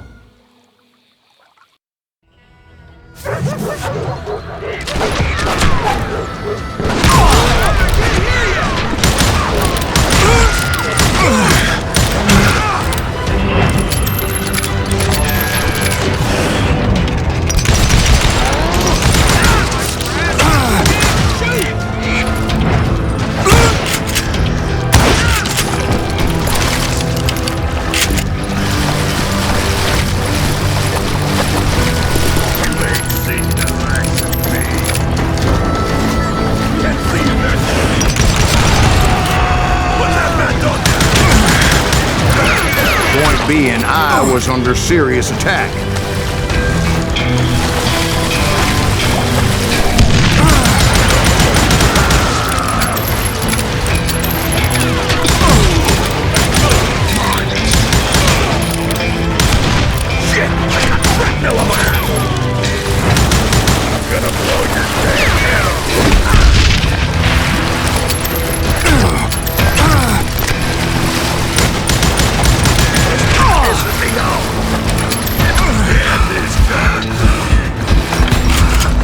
Reinforcements was nowhere to be seen.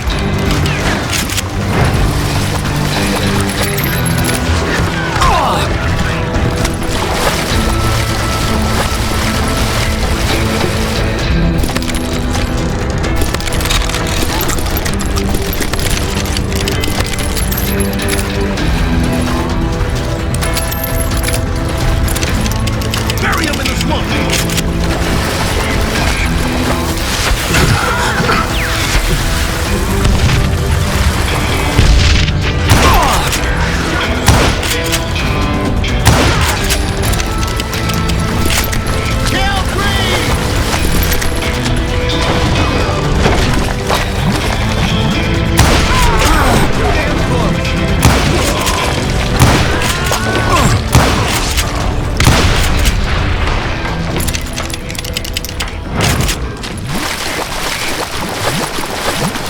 But luckily, a barn materialized as if right before my eyes. I scrambled up top to get a better view, but just ended up falling inside. So, how did you get out? The barn doors was open. About right then, I saw some suspicious characters running for the bushes. Of course, I followed. But that goddamn swamp was like a goddamn maze, and pretty soon I had no goddamn idea where I was. Steve? So I just started walking, and pretty soon... Steve? Steve!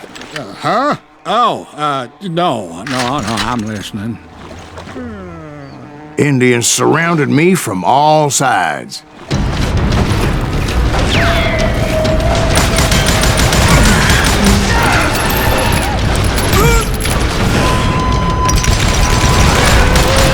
Indians? They were Indians?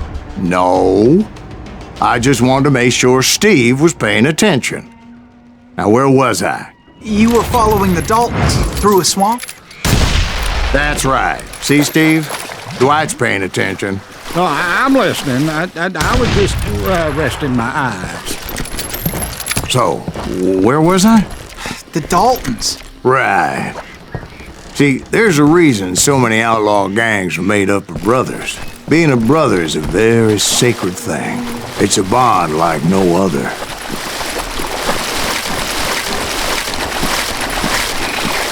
Bounty hunter!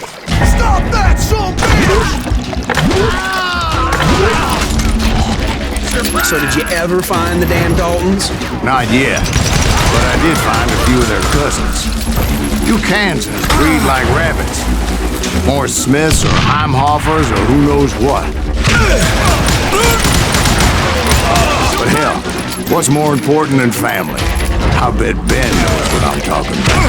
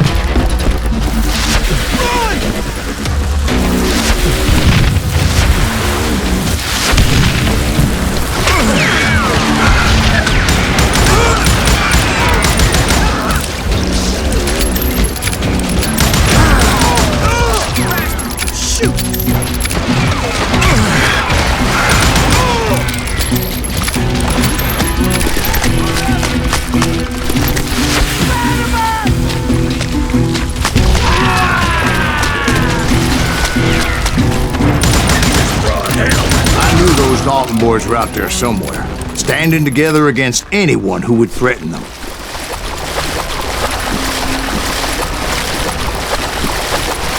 And that's when I saw it. A goddamn steamboat. A steamboat in a swamp? Yeah, Steve, but this wasn't much more than a wreck, really. But how'd a damn steamboat end up in the swamps? Guess it floated off during the flood of '89. Now, was it a stern-wheeler or a side-wheeler? What? Does that really make a difference, Steve? It was a steamboat with a goddamn army on board. It was then that a fusillade of bullets come raining down from on high, and those vigilantes who accompanied me weren't anywhere to be found. But among those men that were shooting me,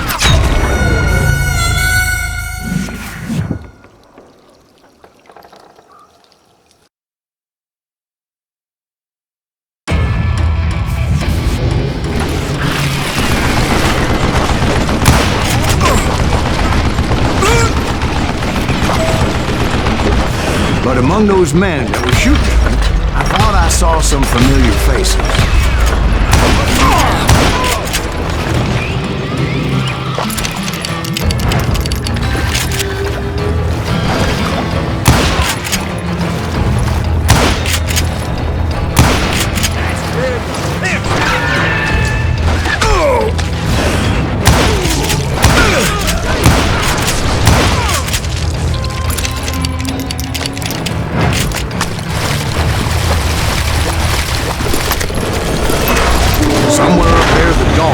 Waiting on me.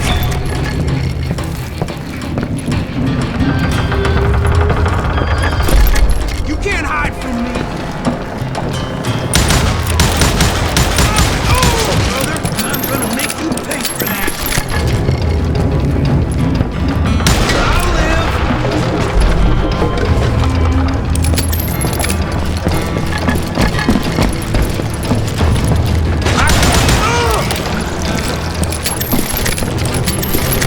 Sounds like you don't give up too easy. That's the kind of man I am, Ben. I set out to do something. I do it. Surrender just ain't in my nature. Plus, I'm stubborn as hell.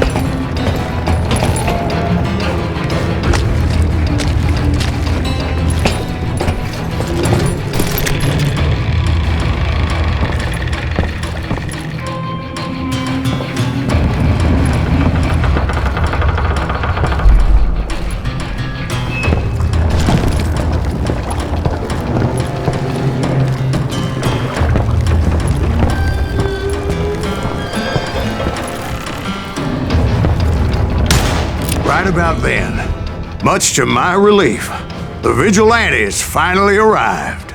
Their leader motioned at a cabin in the middle of the top deck, pointing me directly at the Daltons. I finally had them, after months of dogged pursuit. But it turned out that they had me. Take him out! I'm sending you to hell!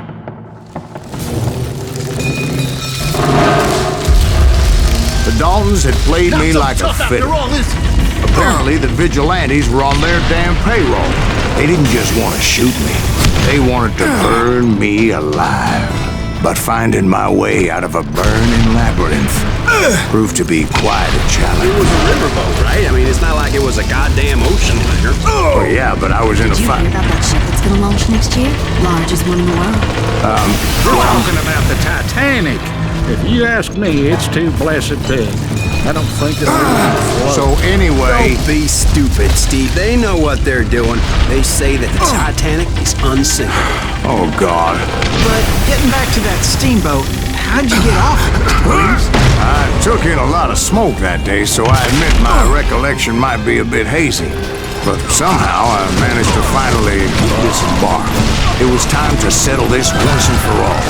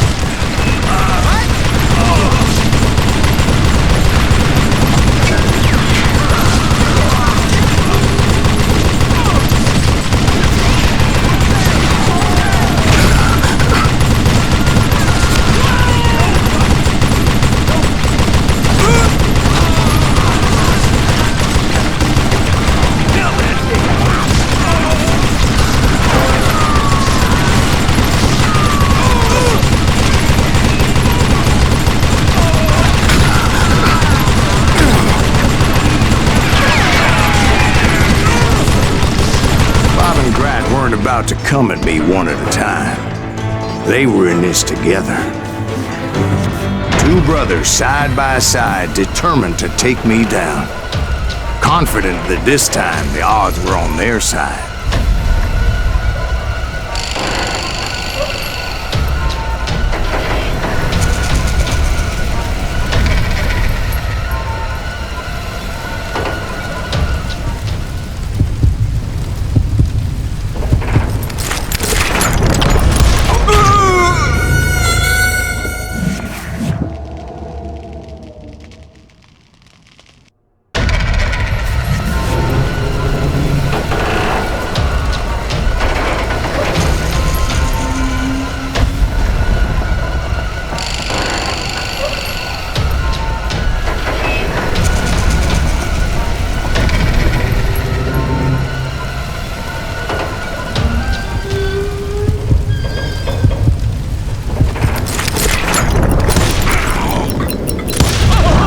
They got it wrong.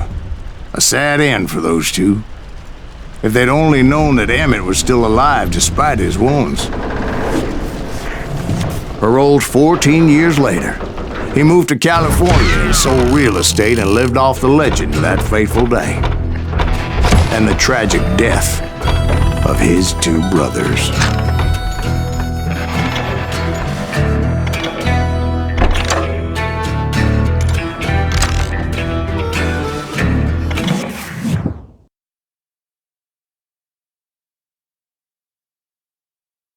My own brothers died tragically as well, truth be told.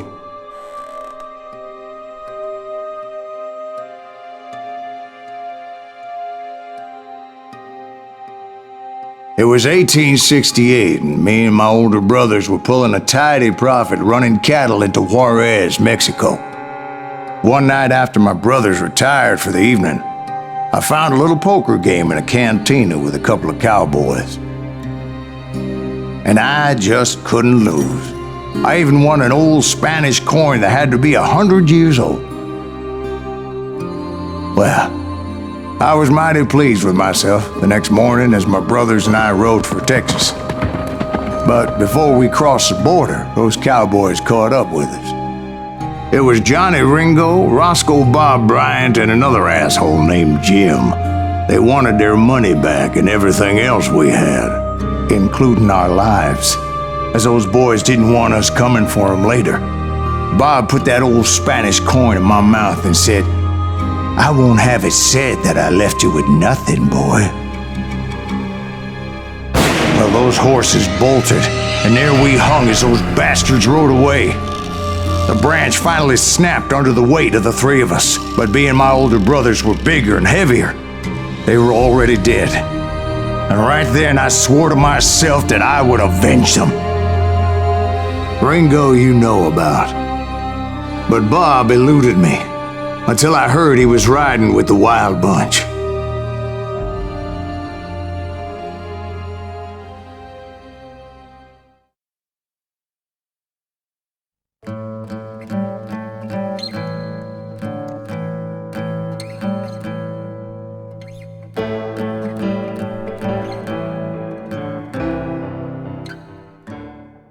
I'd been on their trail for months, ever since they left their hideout in the Bighorn Mountains.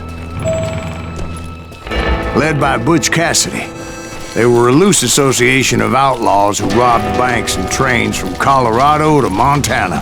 Among them was the Sundance Kid, and that murderous hombre I was tracking, Roscoe Bob Bryant. Were you a part of that giant Pinkerton posse after the Wild Bunch? No, boy. A circus like that would have slowed me down. Besides, I wanted Bryant all to myself. I'd heard about a large shipment of gold being transported to Wilcox, Wyoming on the Overland Flyer. They blew the bridge with the intention of forcing the train to stop. Well, I assumed the Wild Bunch was likely in the still intact part of the train high above. I was determined to make that sumbitch Bob pay for what he did to my brothers.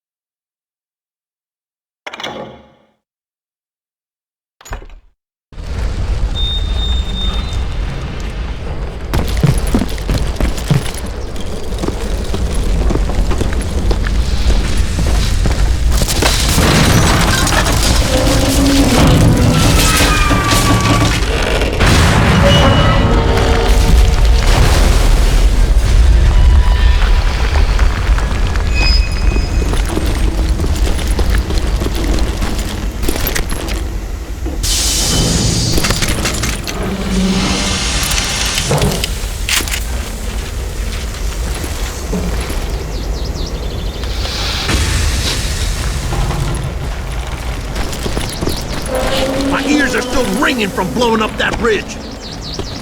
What'd you say? I can't hear a goddamn thing. Well, I made my way off unscathed and came upon a few members of the gang and had no choice but to dispatch them. From there, I had to negotiate an even more precarious route. But first, I would need to get my ass out of there.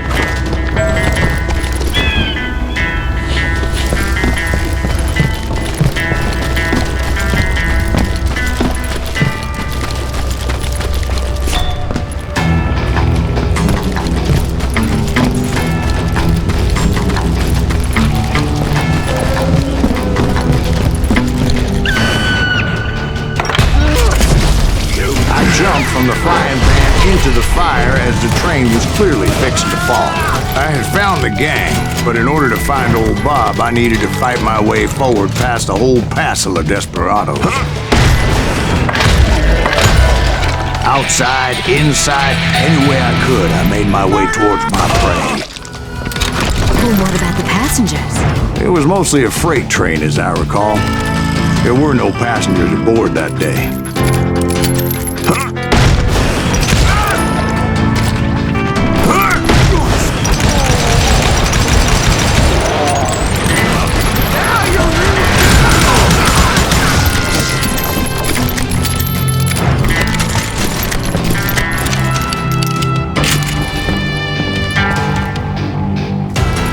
As I mentioned before, I am not fond of heights, but I was too busy dodging bullets to worry about falling to my death.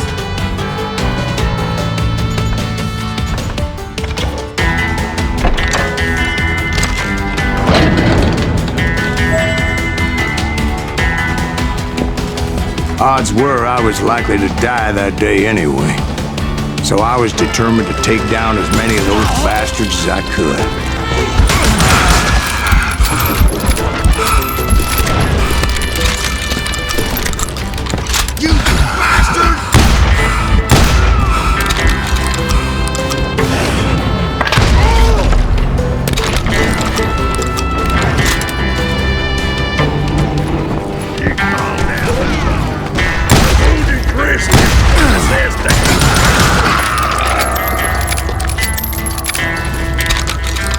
times it was like shooting ducks in a shooting gallery. The only difference is these damn ducks shot back.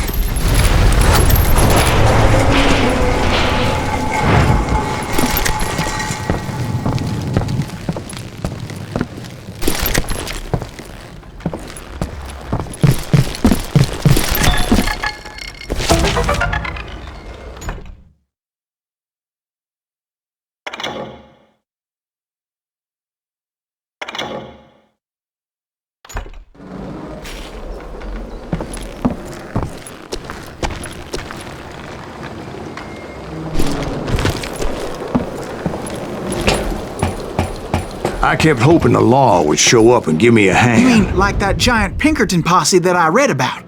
Did they come riding in, guns a-blazing to help?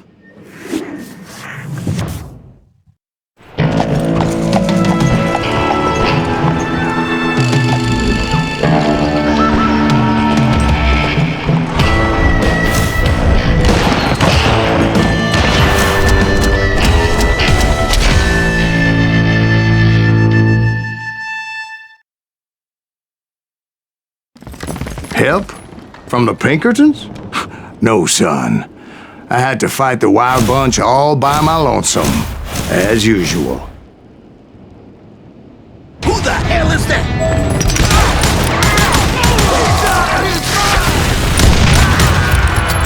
Take cover! Retreat! Retreat!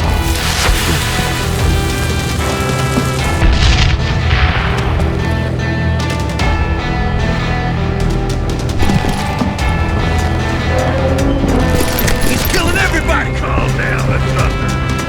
He'll kill us all! Get out here! You ready for a belly full of buckshot?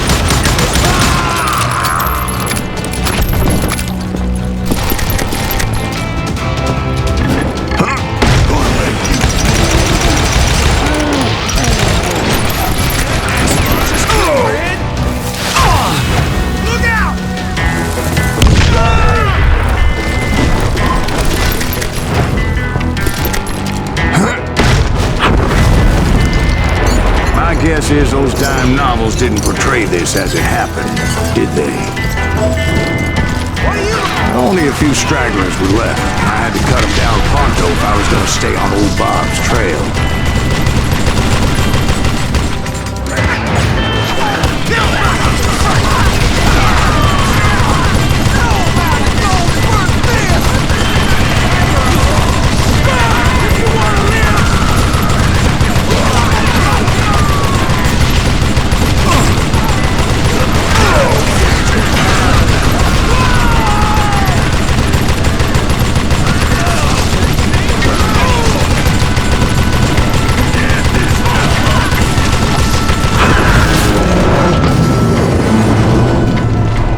Once I silenced all those guns, I went searching for my nemesis, determined to finally have my justice. But the only survivor who welcomed me was George Flat-Nosed Curry. Who was he? The fastest gun in the gang. Right after Sundance, I mean. And Kid Curry, and maybe Elsie Lay. Though some folks might dispute that.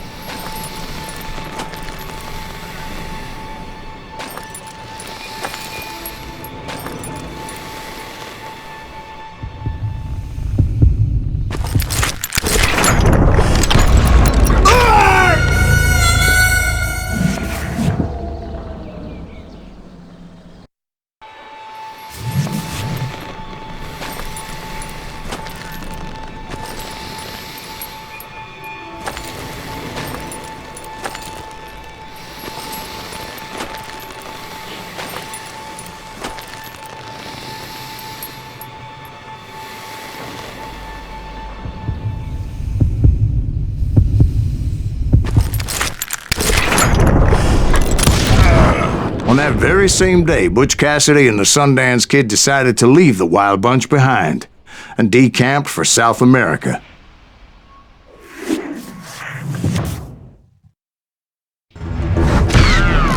They ended up living down there for many years, but I'm sure you already know all about that.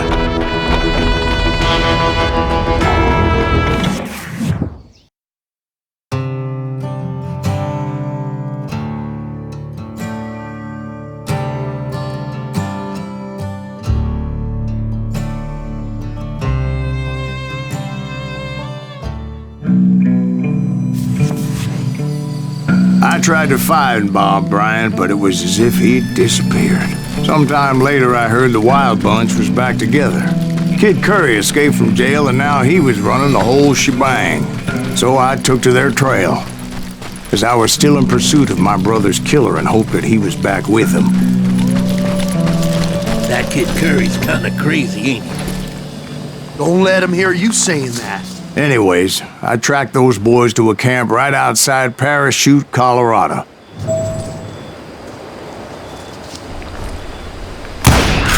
Who's shooting? We're on the... Being outnumbered, I didn't bother with a warning shot. I just started taking those bastards down. Old Bob wasn't among them, and neither was Kid Curry.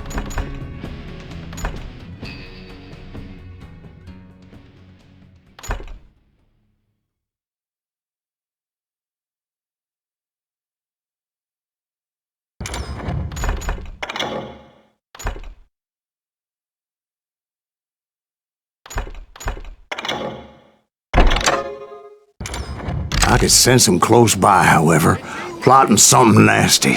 I just needed a clue as to their whereabouts.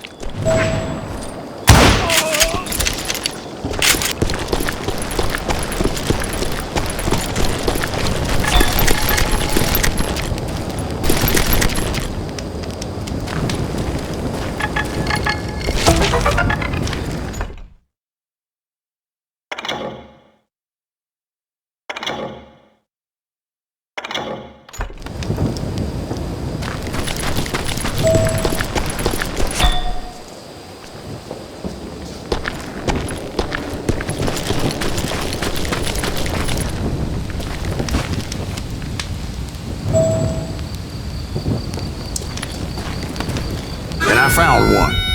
A map with their bold plan clearly marked. This time they were fixing to blow up a train trestle. Property of the Union Pacific.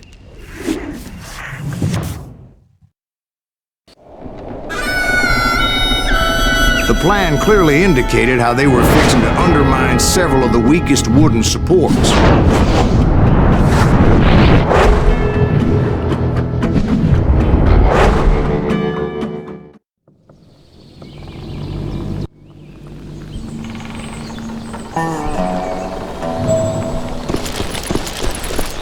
Kid Curry was considered the wildest of the Wild Bunch. It was said that he fathered 85 bastard children, though some say it was only 5. Kid Curry had bragged to a whore how he was gonna rob a train heading to the U.S. Mint in Denver. And that whore, Fat Sally, she told me. The bridge was rigged with dynamite, so I decided I'd best be careful confronting those bastards. A moment later, I saw a ladder that somehow had escaped my attention. Don't you blow us up now. Don't worry, I know what I'm doing.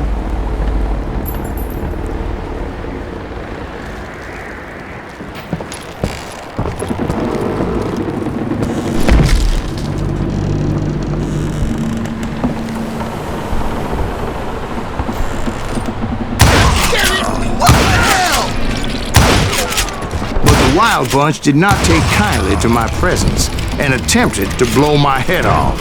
It appeared the kid had found a number of new recruits to bolster their ranks. Guess there's always desperate men willing to trade their lives for stolen treasure.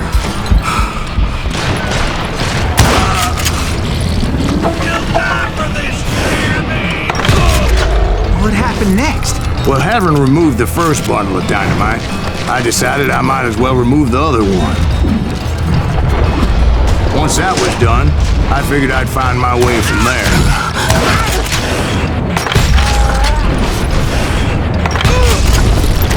Now you're really pissing me off!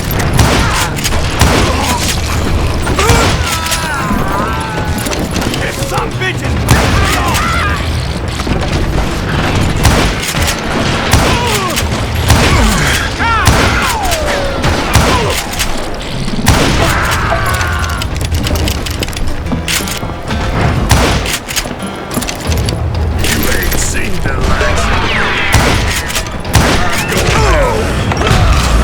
So, what happened happened then? Had to remove more of that damn dynamite.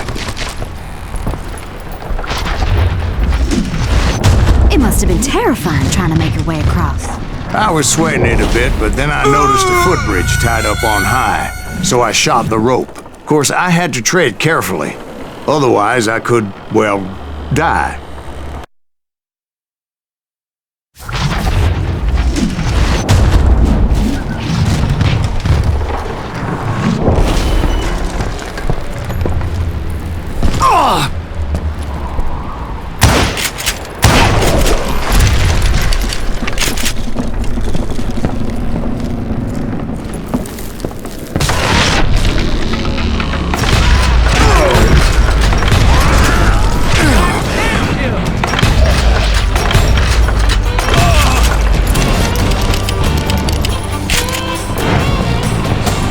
So that was all the dynamite?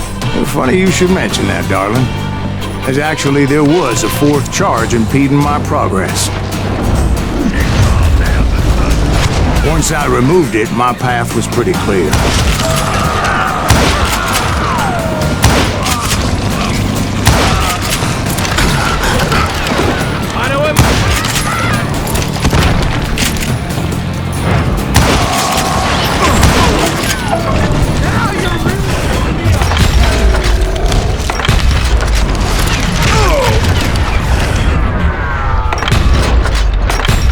So I proceeded onward and realized that that way just wasn't going to work. I needed an alternate path forward.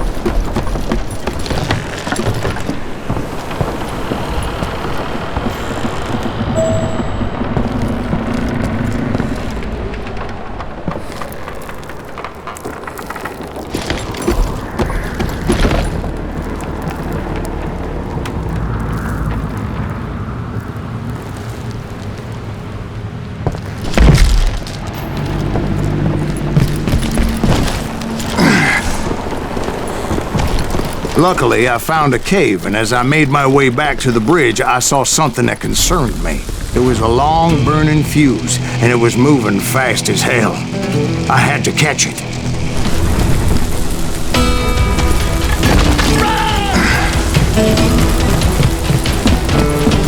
The burning fuse was so damn quick, I had to run like the wind. I almost had it, but no. Thought I was gonna have a coronary when I lost sight of those sparks. My heart was pounding like a sledgehammer. I knew that failure meant boom. Then, finally, at the last moment. Whew. Of course, I was successful, or clearly I wouldn't be talking to you folks here today. Naturally, I removed the last dynamite charge. Well, it was a touching reunion.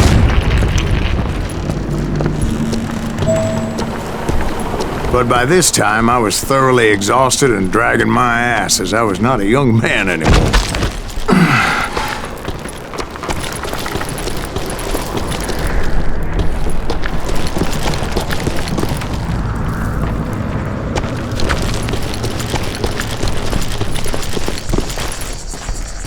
know that isn't me! Make him bleed! Send him to perdition! Finally, I found those boys. Or more precisely, they found me. Hell is that guy? Big story, some kid curious, me!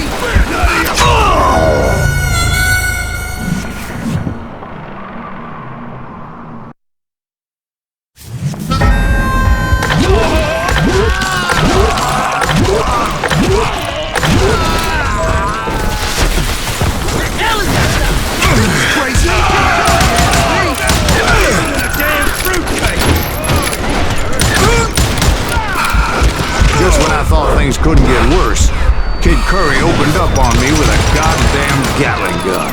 It was hidden in this tunnel and pretty well shielded.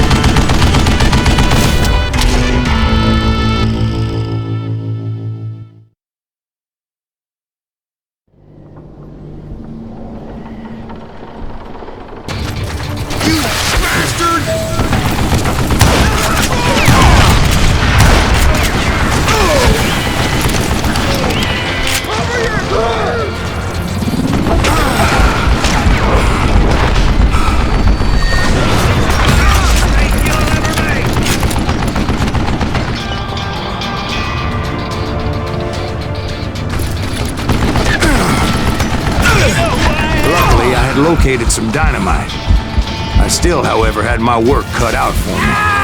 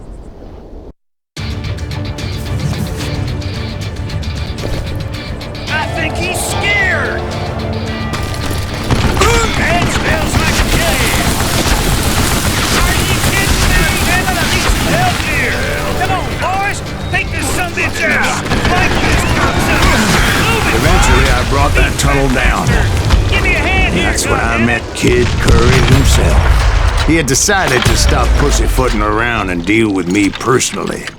You're gonna bleed!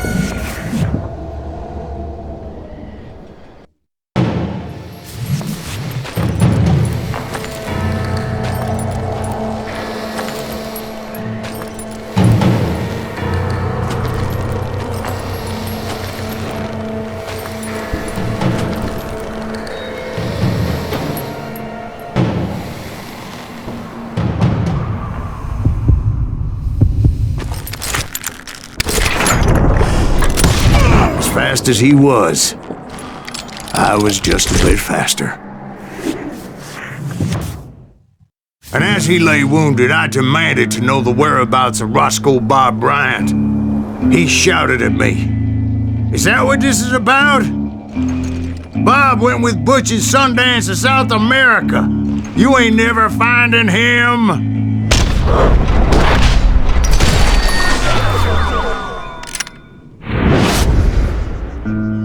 Those were his last words.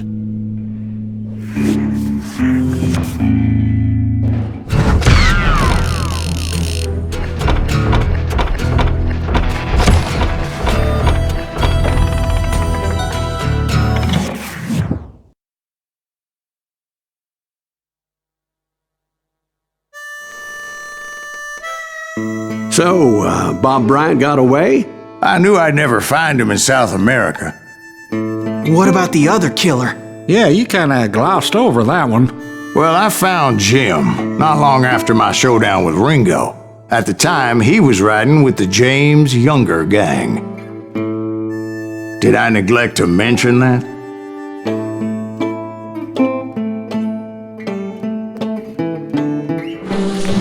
Jesse James? The greatest outlaw who ever lived? Jesse and his kin rode with Quantrill when he raided Lawrence, Kansas, and killed near 200 people, boy. Nothing great about that. And from there, him and his brother went on to rob banks and trains from Kansas to Missouri. Which is why there was such a rich bounty on their heads. 40 grand for both of them, dead or alive. That's one hell of a payday.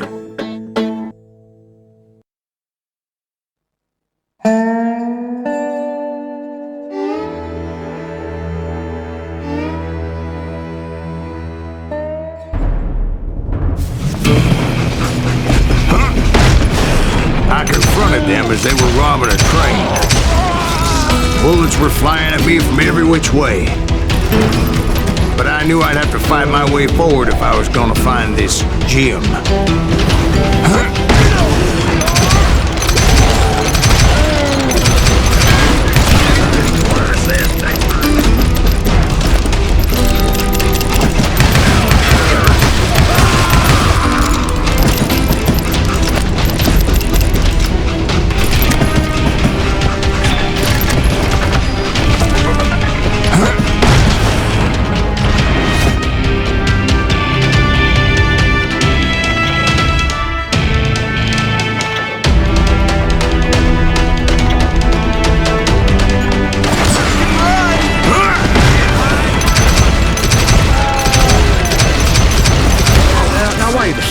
How'd they stop this train in the first place? Well, the James boys were experts at this.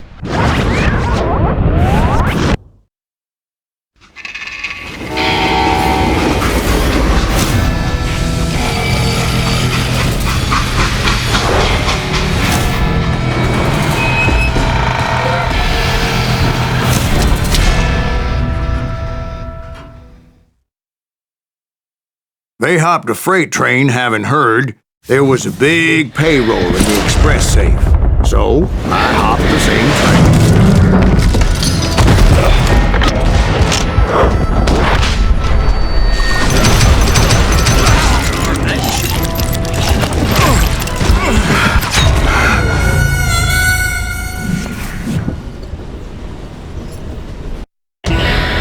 The James Younger gang was decimated after that little fiasco they had in Northfield, Minnesota.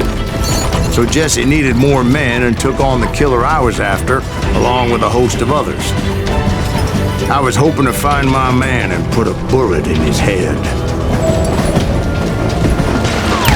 Climbing around that train, I must have swallowed 100 damn bugs before I reached James Younger gang pulled the first train robbery west of the Mississippi. Sounds like you hold them in high regard. Everyone knows they were the most famous outlaw gang ever. And you took them all on by your lonesome. Again. I'm finding this all a little hard to swallow, friend.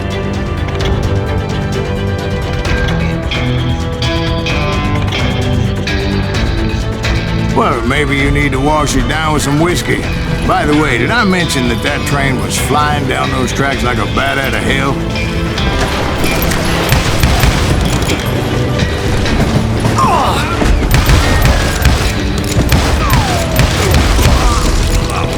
You can't fight James, gang!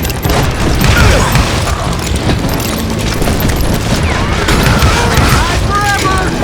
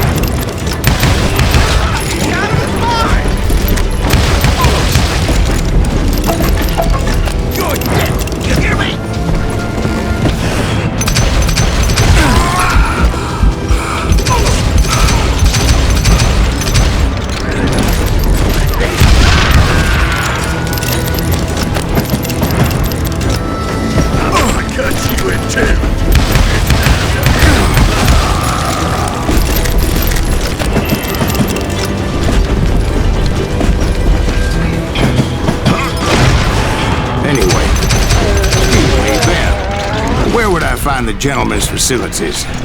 Suddenly I have an urgent need to drain my one-eyed snake. Well, I've had more than a few drinks, and I've been sitting here for quite a spell. Right through there. Let me show you. I've never heard so much malarkey in my life. You think he's bullshitting us? You don't think he's Silas Greaves? I think he's just some old drunk looking for some free liquor. I don't know, Jack. I think I believe him. You don't think he met Jesse James? Oh, you gotta be kidding me. That story makes no sense at all. Jack. I mean, you gotta be 2 bricks short of a load to believe that cock and bull story. I don't agree. Jack, lay off the But bar. you seriously think that tired old man went toe-to-toe with Jesse James? Well, that's better.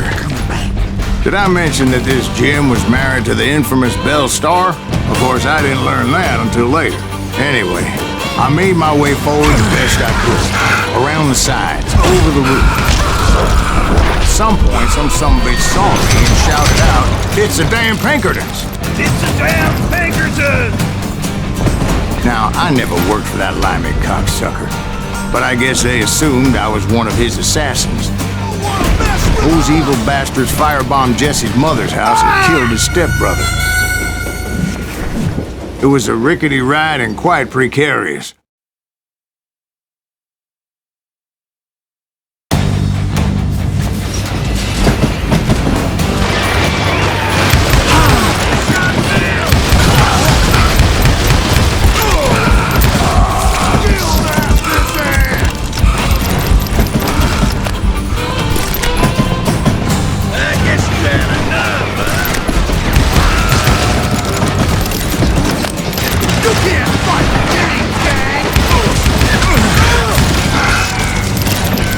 It's no wonder each and every asshole on that train wanted me dead.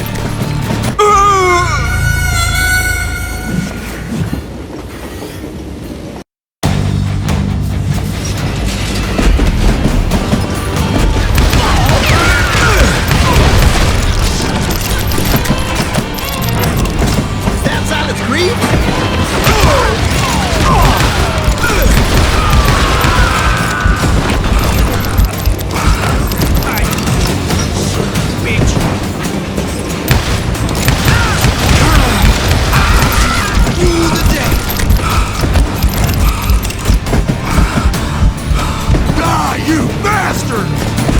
Everybody's always mistaking you for somebody else, aren't they? Why is that, I wonder? Don't rightly know, Jack. I'm just telling you how I remember it. I bet you are.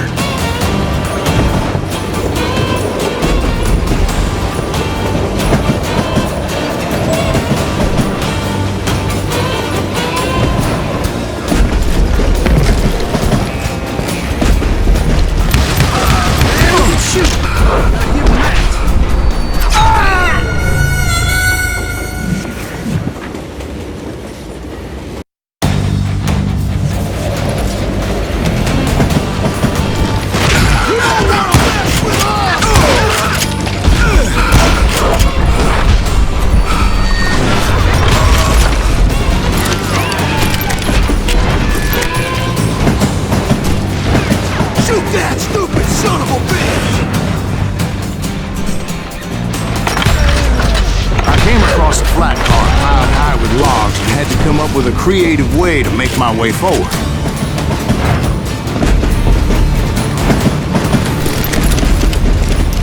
I wondered if I was ever going to find the front of that train, or the bastard I was after.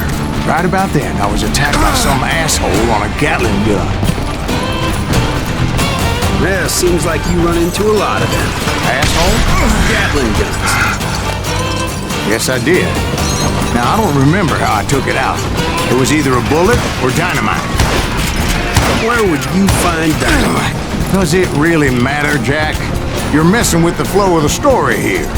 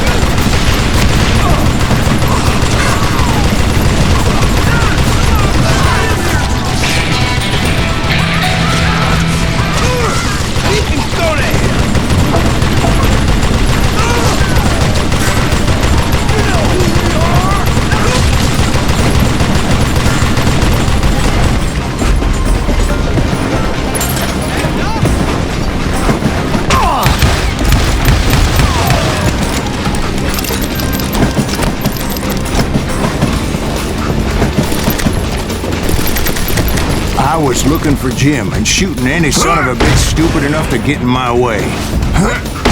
And that included Jesse James himself.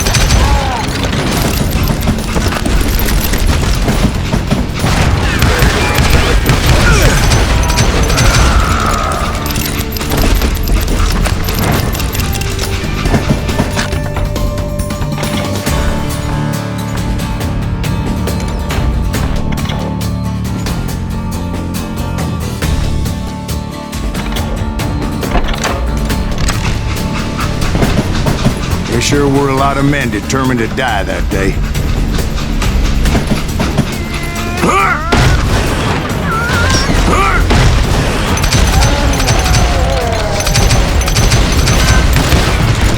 Sorry, son of a bitch!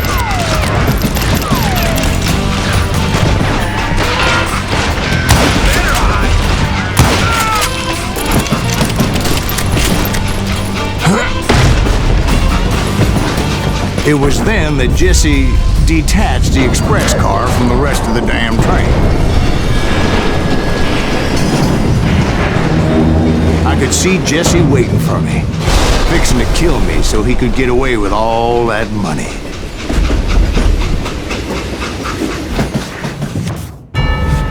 You had a showdown with Jesse James? Of course he didn't. Everybody knows that Jesse was killed by Bob Ford. Yeah. Jesse went out like John Wesley Hardin. coward shot him in the back of the head. Guess it doesn't matter how far you run, does it, Ben? Your past always catches up with you.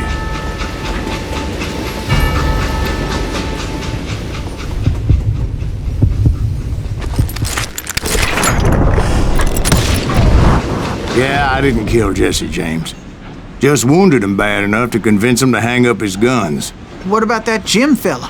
What happened to him? I figure he was up front with a gun to the engineer's head. That bastard slipped away again. I'll tell you how I got him. But first I need to wet my whistle.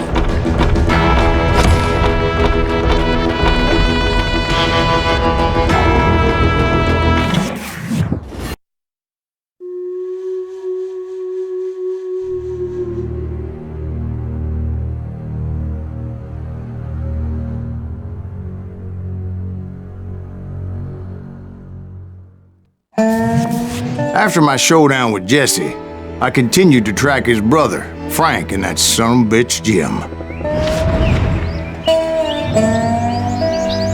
I followed those bastards into the high mountains as they were going to ground. What mountains would that be? Somewhere in the Ozarks, I believe. The perfect place to hide out from the authorities. In fact, before I could find them, some Indians who fled the Reds and were hiding out from the military found me first. They probably thought I was a cavalry scout and didn't want me telling the military where they were. Indians? Yeah, they could have been Cheyenne, but there was all sorts of renegades roaming the landscape back then.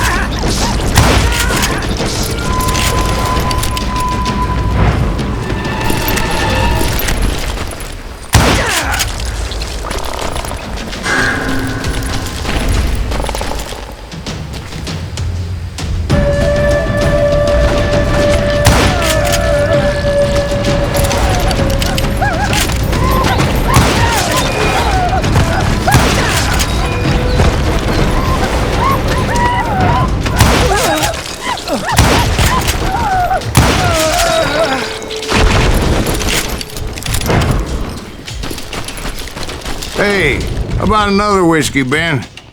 Nothing better to soothe the troubled soul.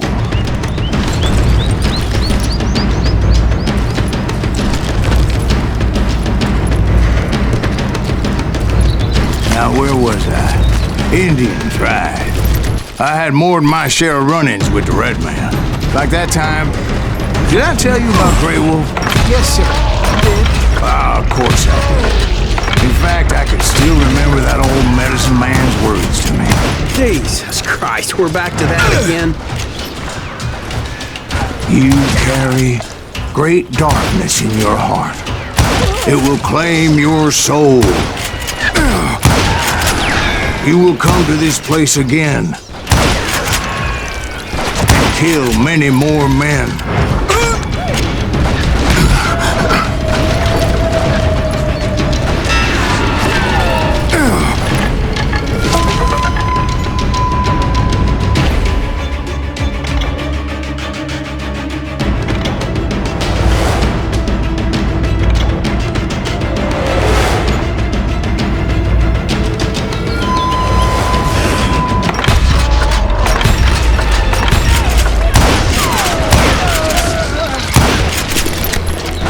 Darkness will grow until it consumes everything you are.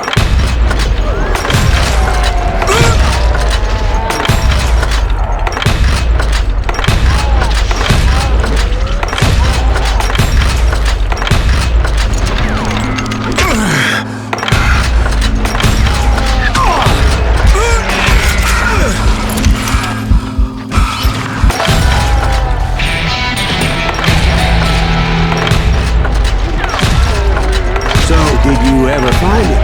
Who? The man you are after. Let me ask you something, Ben. You ever think about death? Mr. Greaves, are you all right?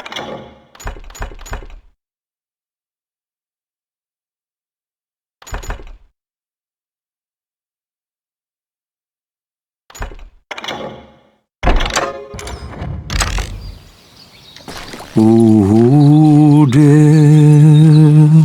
Oh, death. Won't you spare me over till another year. What is this that I can't see with ice cold hands taking hold of me? Well, I am death, none can excel. I'll open the door to heaven or hell. Oh, death, someone would pray. Could you wait to call me another day? Oh, death. Oh, death, won't you spare me over till another year? So are you going to answer the question? What question is that? Jim Reed. Did you ever find him? Reed was indeed that son of a bitch's surname. That's right, Ben. A despicable character. I remember him laughing like a hyena that cold morning they lynched me and my brothers. He was intent on avoiding my vengeance, but nothing was gonna stop me. Nothing.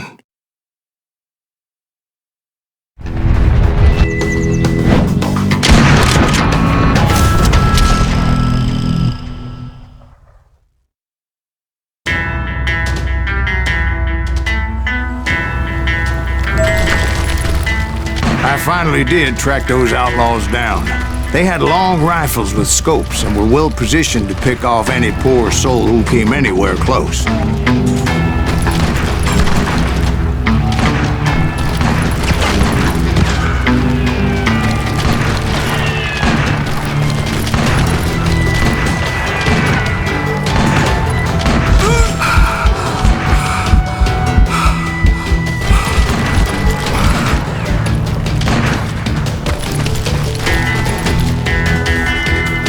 I'm guessing Frank James believed I was responsible for the demise of his brother Jesse. I couldn't really disagree with the man, as I thought Jesse was dead then as well. He backed off as I closed in on him, but he was still intent on killing me. And when I closed in on him again, he backed off again, looking for a better angle on me.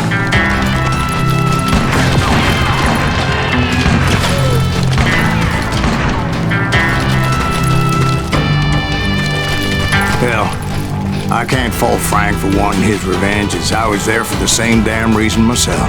At this point, I'm guessing you think Silas Greaves is a worse murderer than Jim Reed ever was. No, sir. A man who spent half his life killing somebody's brothers, fathers, sons. I think you were just looking for justice, sir. Is that what I was looking for, Dwight? Is that what it was? Justice? Isn't that why you were hunting the James gang? The James gang. Right. I finally found Frank holed up in his mountain cabin, and he was determined to have me dead. It was a pitched battle that could have gone either way. Luckily, I had some dynamite in my possession. Dynamite? On your person? A few sticks, just in case. It's always good to be prepared. Right. I'm just laying out the facts as I remember them, Jack. And that son of a bitch! Take him out! He's just one man! Let him die! I want that bastard dead!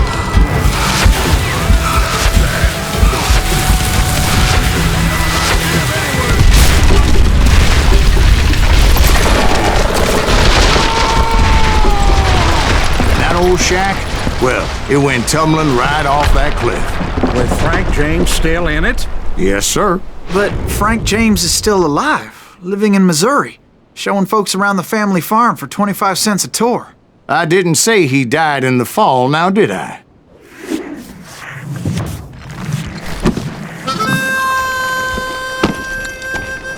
I'm done with this damnable outlaw life! Kill me, don't kill me, do what you will! At this point, I just don't give a shit! I explained to Frank that I had nothing against him personally and that I was looking for someone else. You want Reed? Have at him! I never did like that bastard!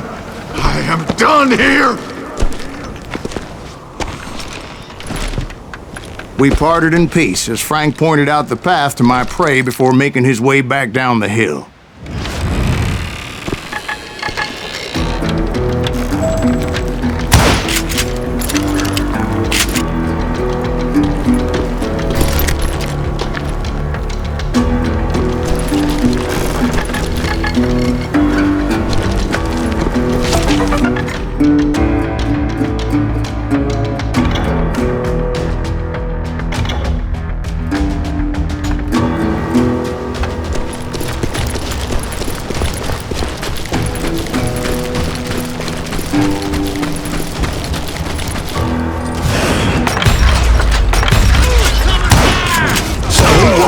With Reed. Well, I finally found the last of the gang hiding in a nearby cave. First, I had to dispatch the lookouts, but I was determined not to let that murderer escape my revenge again.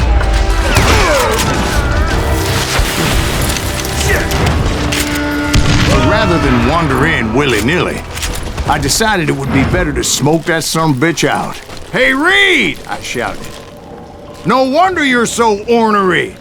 Can't be easy being married to Belle Starr. While you're off providing for the family, she's spreading her legs for every Tom, Dick, and Cole Younger. Not an attractive woman exactly, but very friendly. At least she was to me." Son of a bitch! It was then that the last bunch of bandits jumped out of hiding. Why won't this asshole give up? Would someone please kill him?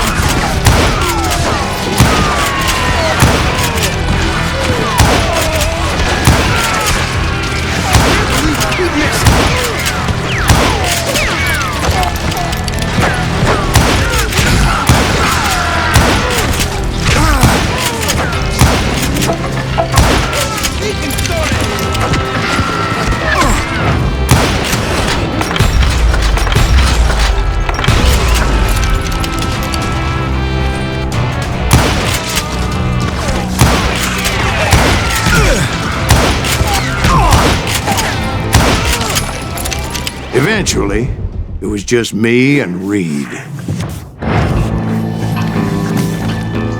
I had waited a long time to face him down, so I could repay him for what he did to my brothers.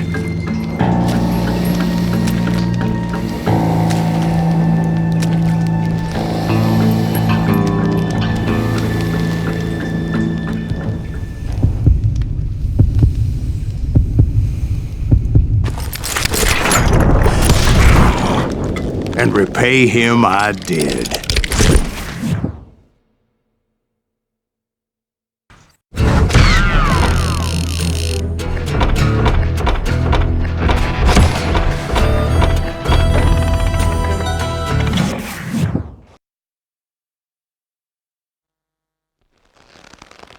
Well, I don't know about you boys, but I'm pretty beat.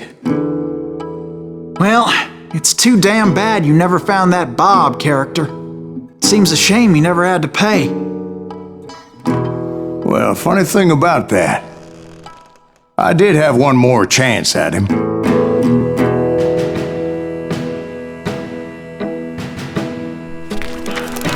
Six months ago, I heard that Butch and Sundance were back in the States and had gathered up some of their old gang. I tracked them down, hoping that Roscoe Bob Bryant had returned with them. So you're saying they didn't die down in Bolivia? That's what I'm saying.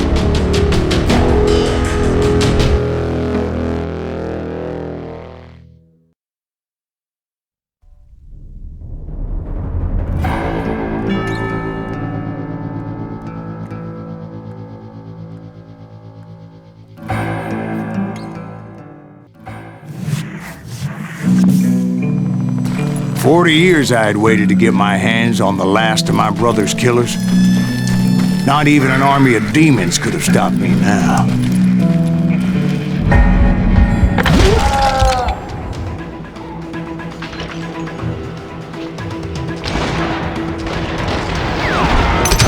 Both Johnny Ringo and Jim Reed fell fairly quickly. But the last one, Roscoe Bob Bryant. That son of a bitch had managed to escape my vengeance time and time again. I couldn't even be certain I'd recognize him after all those years. By now, he had to be close to 70. For all you know, he could have been dead. That thought had indeed crossed my mind, as did others.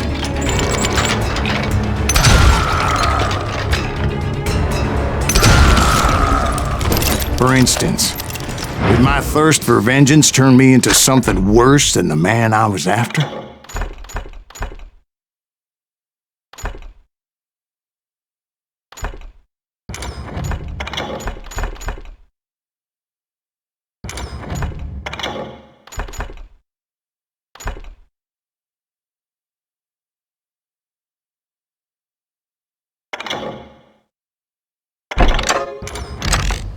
By this point in my storied career, I had killed more men than Bob Bryant ever had.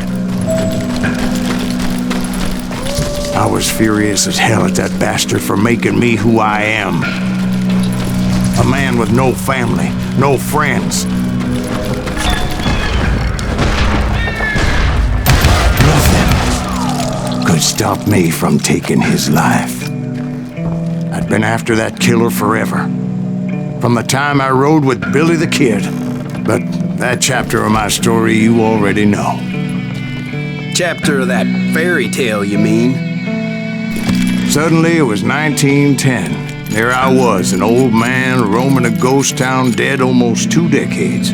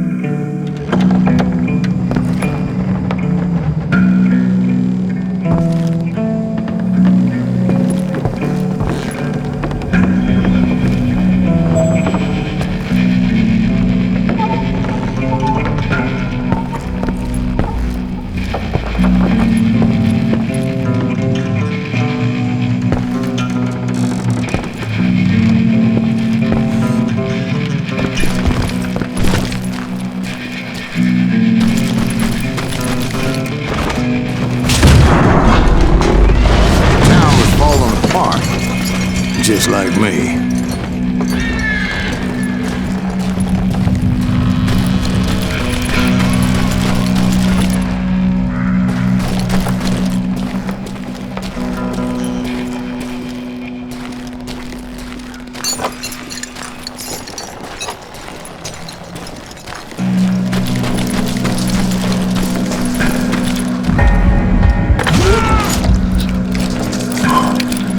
But I wasn't about to call it quits.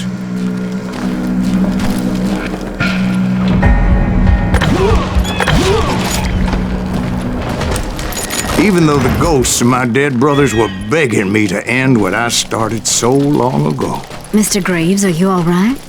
Would you like some water? The Wild Bunch knew I was there. They were after a treasure they had hidden before they fled, buried in the grave of a dead amigo.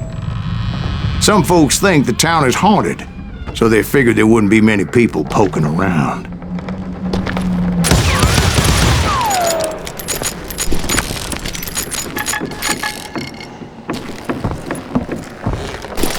I intended to fill that grave with Bob Bryant's corpse. But like I said, the bandits knew I was on to them.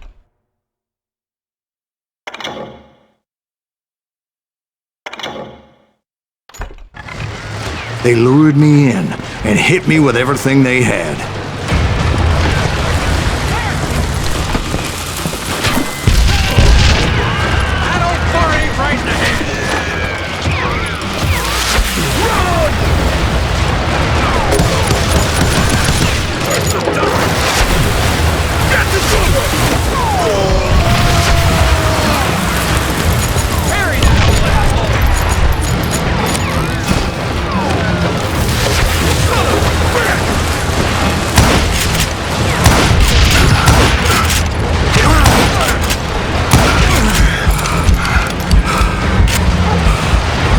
But you obviously prevailed since you're sitting here telling us today. Actually, in that moment, I did not prevail. So I suppose we're talking to a ghost. Funny you should put it like that, Jack.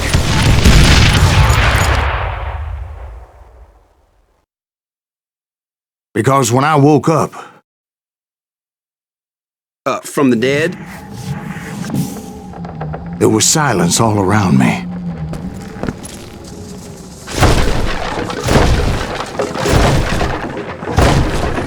I could swear to God I saw Billy then. Billy who? Billy the kid. William Bonney. He was shooting at me from a rooftop.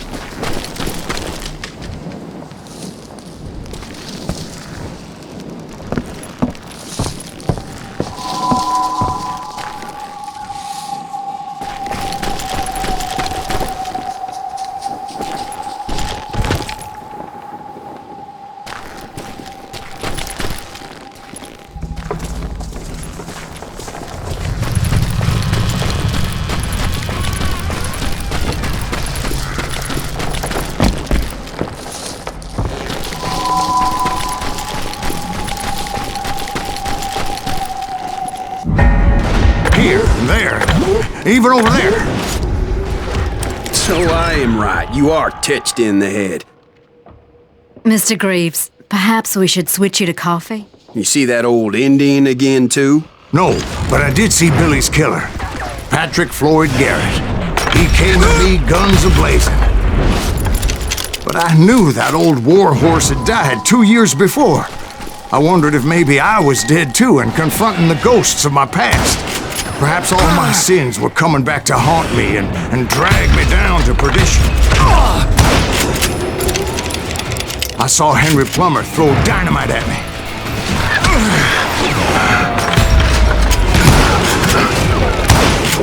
And in the gates of the cemetery, I saw John Wesley Hardin, just like I remembered him.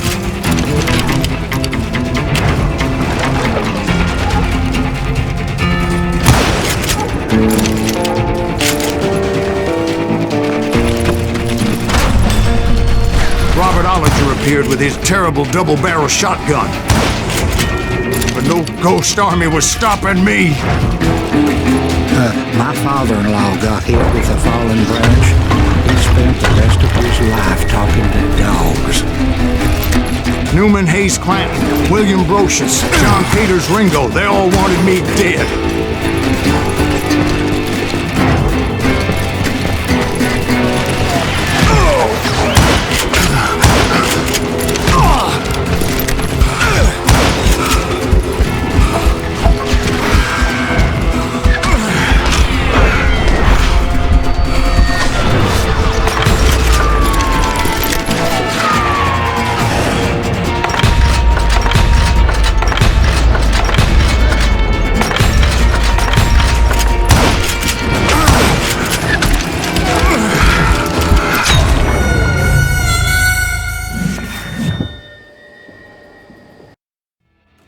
Newman Hayes Clanton, William Brocious, John Peters Ringo, they all wanted me dead.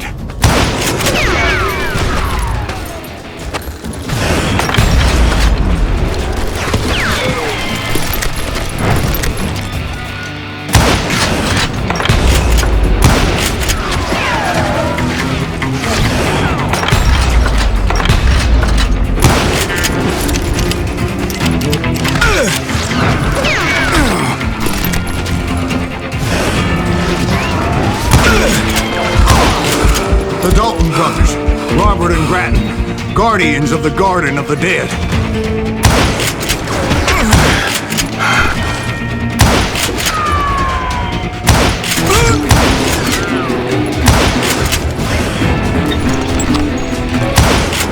George Curry and Harvey Logan, alias Kid Curry, both thirsty for vengeance from the great beyond.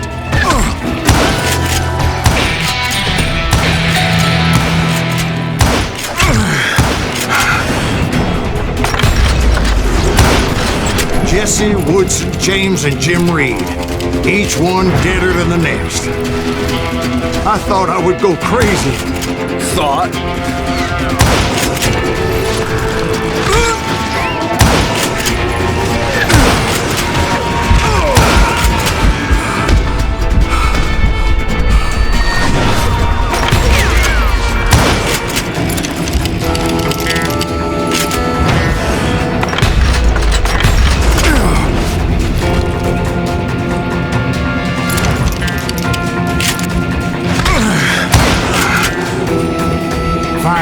I saw Harry Alonzo Longabaugh. The Sundance Kid? Like a general leading his Legion of the Dead. You told us before that you've seen him alive. He was alive.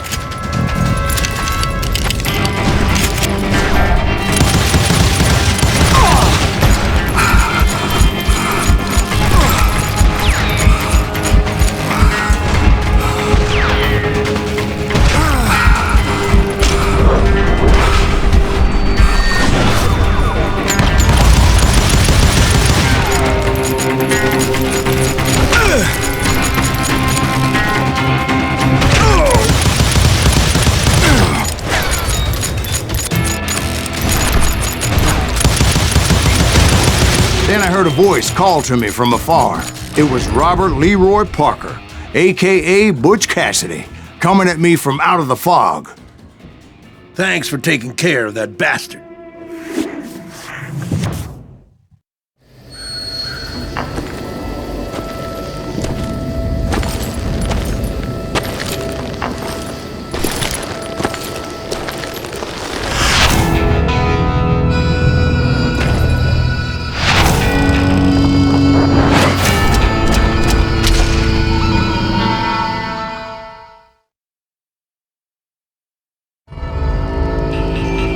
But the kid wasn't quite deceased. Not yet. Takes more than one little bullet to kill the likes of me, partner. Those two looked like they hadn't seen each other for quite a while. Clearly, they were no longer amigos. Shit. I was hoping I wouldn't have to kill you. You won't have to, Butch. I'm killing you first. I asked them about Bob Bryant, but they were too busy with their own heated conversation. Let me get this shit straight. You want my money and the love of my life? You frittered it all away, Butch. Edda's mine. So is that damn money. I didn't want to shoot anybody until I had an answer to my question, but those boys didn't give me much of a choice.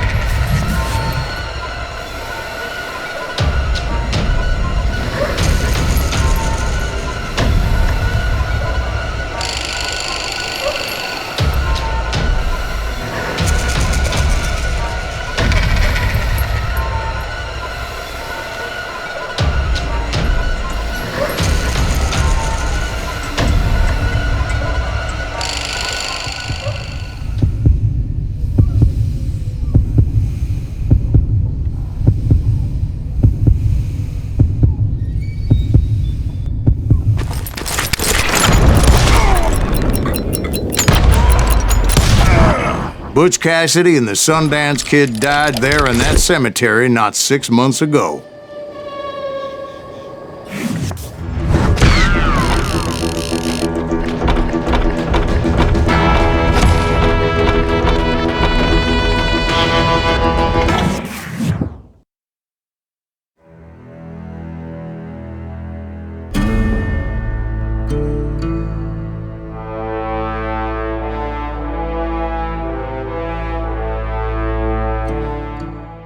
Butch Cassidy and the Sundance Kid were killed by the Bolivian army. Everybody knows that. That's the legend, but it ain't the truth. So, you never found Bob? There is no Bob. This old sumbitch ain't even Silas Greaves. Sir, is that true? Have you been pulling our legs this whole time? Well, not the whole time. Oh man, I think you've worn out your welcome here. Maybe you're right, Jack. Maybe it's time to pay. You see, Ben, or should I say Bob, your past always catches up with you. I was a different man back then, crazy. Drinking, I've changed my ways, I swear to you. If I could turn back the clock, But you can't, Bob.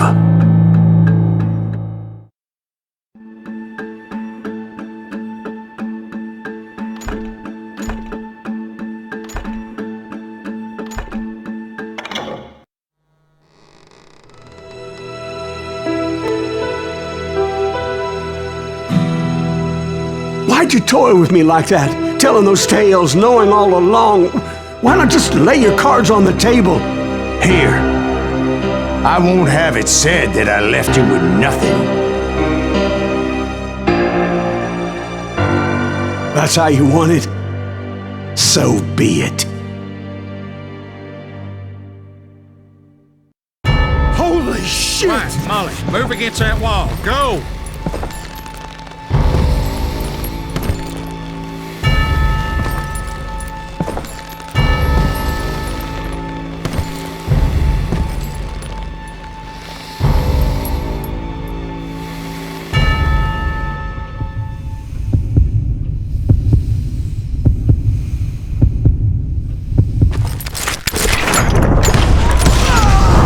Oh my God! Oh, Jesus!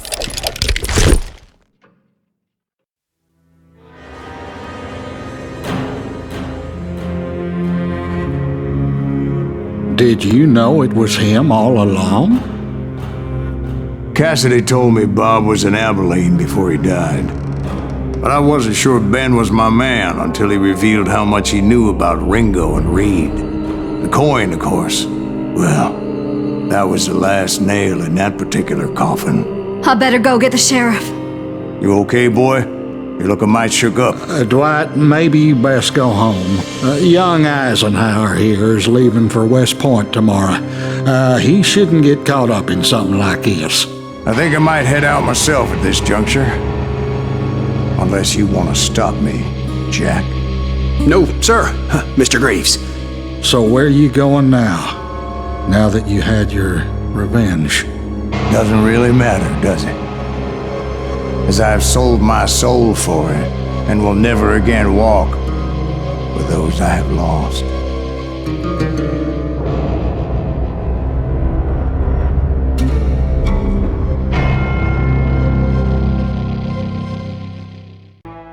Butch Cassidy and the Sundance Kid were killed by the Bolivian army. Everybody knows that. That's the legend, but it ain't the truth. So, you never found Bob? There is no Bob. This old sumbitch ain't even Silas Greaves. Sir, is that true? Have you been pulling our legs this whole time? Well, not the whole time. Oh man, I think you've worn out your welcome here. Maybe you're right, Jack. Maybe it's time to pay. You see, Ben, or should I say Bob, your past always catches up with you. I was a different man back then, crazy. Drinking, I've changed my ways, I swear to you. If I could turn back the clock, But you can't, Bob.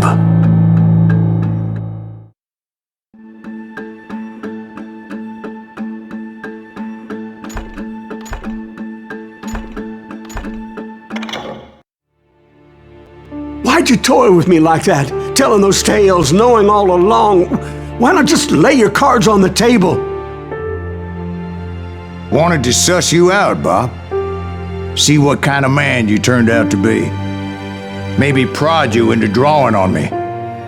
See, all those years on your trail turned me into a killer. Can't even remember who I was before you tried to murder me. You, on the other hand, walked that very same path in exactly the opposite direction. What do you mean by that? You think your life is worth sparing, Bob? Boy, what's your name again? It's Eisenhower, sir. Dwight Eisenhower. What do you plan to do with your life, Dwight Eisenhower? Tomorrow I'll be leaving for West Point, sir. So, you want to be a soldier? Well, then do it right, son. Don't tear down the world out of anger and spite like I did. You build it up. You do something decent with your life, you hear me? Sir? Yes, sir.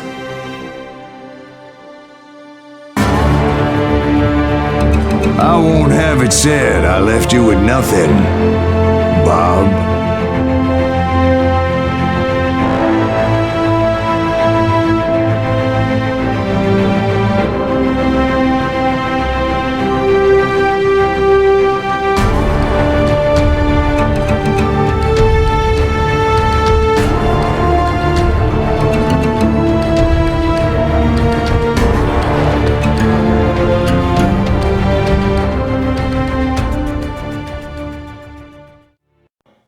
Oh, dear.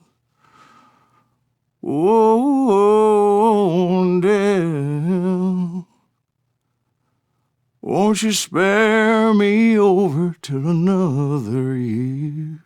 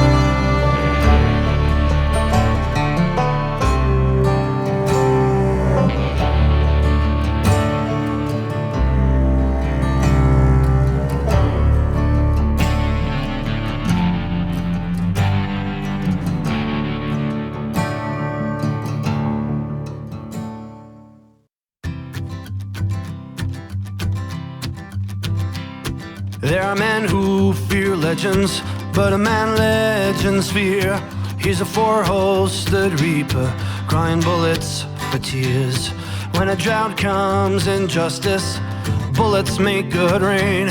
When the heartache has dried up, only blood heals the pain.